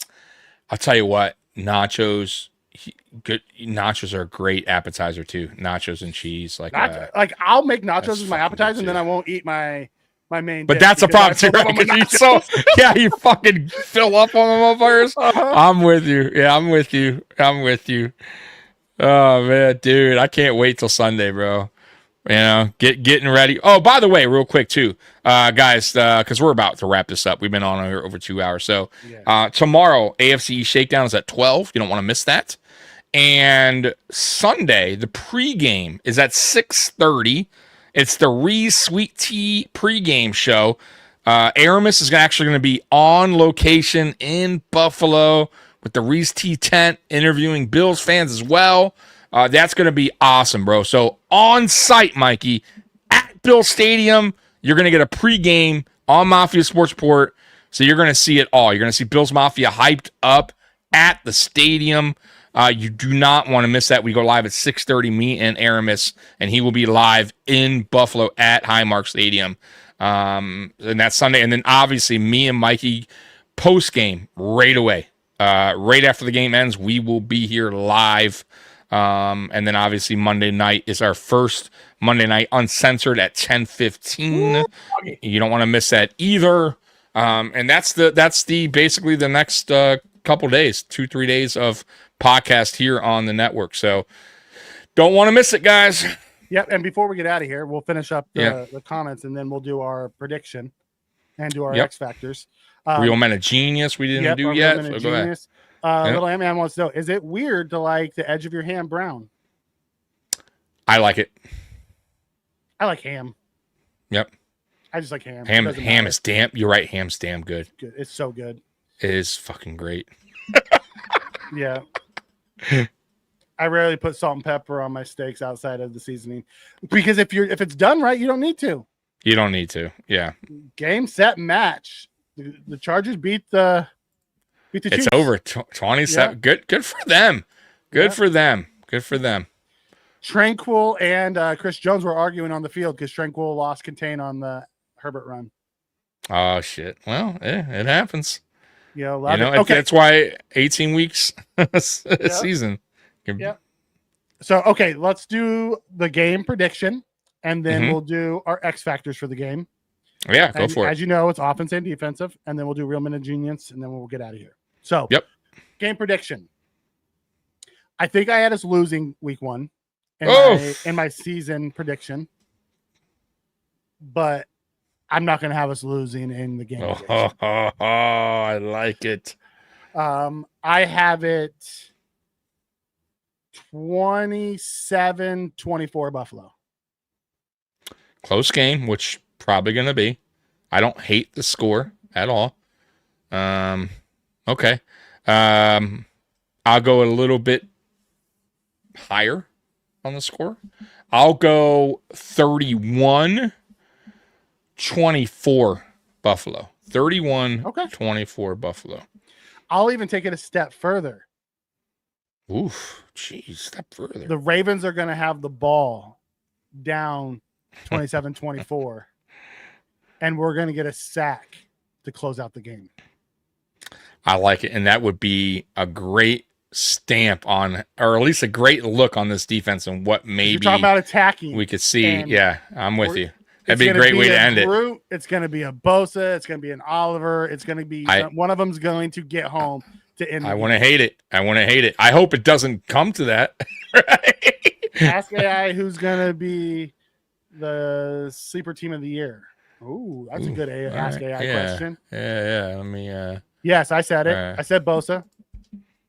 Let's see. If you've watched me at all, Steve, you know I am a Bosa fan. Tommy, not so much.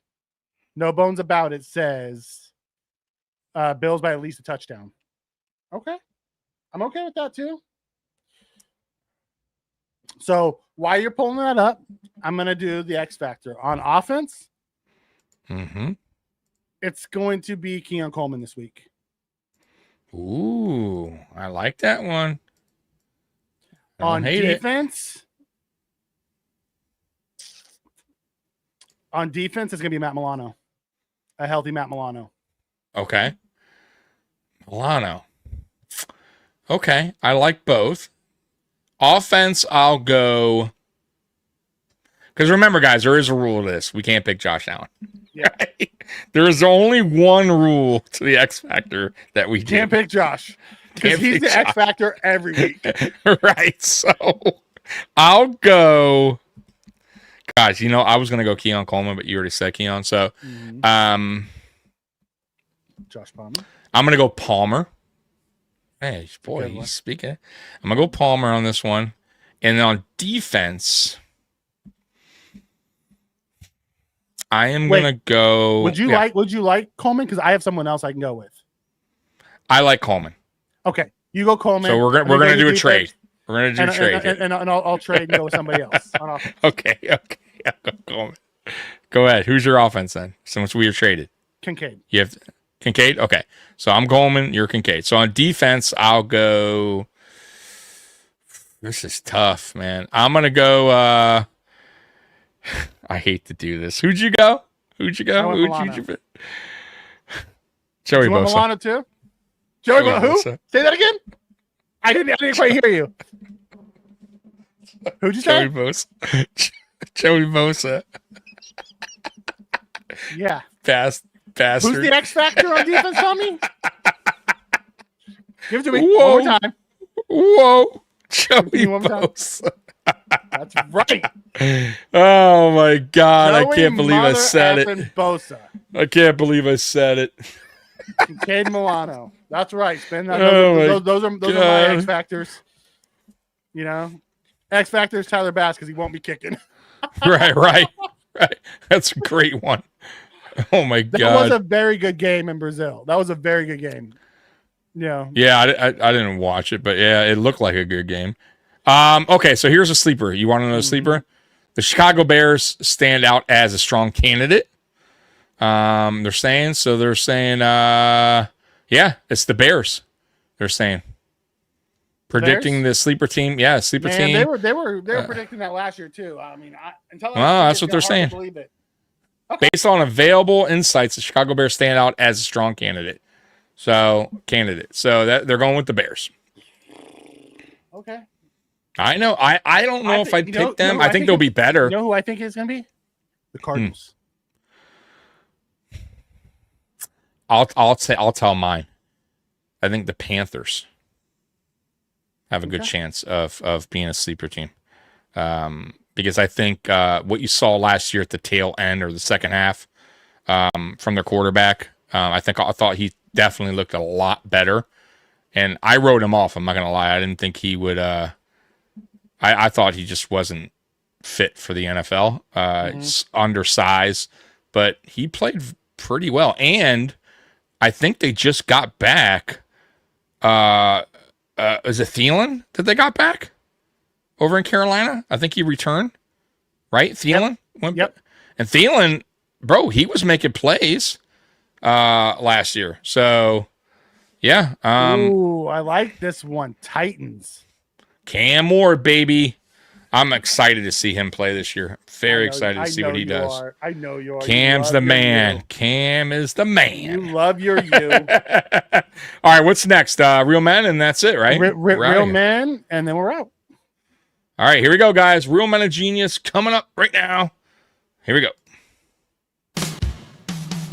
Bud Light presents Real Men of Genius, Hawaiian style. Real men of genius. Today we salute you, Mr. King of the Karaoke Mic. Mr. King of the Karaoke Mic. Armed with your mic, you brazenly take to the stage, refusing to leave until every last person has been lulled into a peaceful slumber. Wake me when it's over. Country, rock, R&B. From your lips, it all sounds the same, like a sick cat trapped under a parked car. That's a flat kitty. Sure, nobody's clapping, but that doesn't mean you can't give them 6 more encores. They're clapping on the inside. So crack open an ice cold Bud Light, oh hero of the high note. You sing to the beat of a different drum, cause the one in your ear is clearly broken. Mr. Karaoke King of the Mic. Bud Light beer, Anheuser-Busch. I'm going to actually play one because I forgot that I didn't mean to play that one. But go ahead, Mikey. Before you go, I want to shout out our boys, Weston and G-Pick, who are having a rough night. Yeah. Are they in the chat? Nope. Oh, okay. They're not here yet, but want to shout yeah, out. I know how, we know how it is. But it's week 1. You know. Yep. It's a long season. All right, I'm going to play this one and we'll get out of here because I didn't mean to. Bud Light presents Real Men of Genius. Real men of genius. Today we salute you, Mr. Golf Tournament Quiet Sign Holder-Upper. Mr. Golf Tournament Quiet Sign Holder-Upper. Boldly you patrol the line between order and anarchy, armed with only your wits, your resolve, and your tiny cardboard sign stapled to a stick. Actually, I glued it on. You protect professional golfers from what they fear most. Idle chit-chat 200 yards away. Stop breathing so loud now. Because you know there's one thing this spectator sport could really do without. Spectators. Get them out. So crack open an ice cold Bud Light, oh sultan of the shush. We'll keep singing your praises as long as you keep telling us to shut up. Mr. Golf Tournament Quiet Sign Holder-Upper. Bud Light beer, Anheuser-Busch. It's Holy so crap. true. That made me laugh so hard that I started choking. We don't want spectators. Don't Oh, that's cold, Steve. The Titans are going to ruin Ward just like they did Levis. And I it's hope wild that not. they don't understand the importance of offensive line, considering who their head coach is, and his dad's there. One of the best offensive line coaches ever. I hope they don't destroy that guy. 27-21. It's a good Yep. score. Yep. Hey, we're not mad at it. All right, guys. So, man, it was an awesome show. Thank you once again for rocking with us tonight. I know a lot of you guys were, watching the game. Those who missed our show tonight, hopefully you watched the replay. And once again, tomorrow we'll be live AFC Shakedown at 12, and then pregame 6:30 on Sunday. Post-game, me and Mikey, and then we'll be also on Monday night at 10:15. So thanks again, Bills Mafia. We love you, and as always, go Bills. We're out of here. Peace. Go Bills. Go Bills.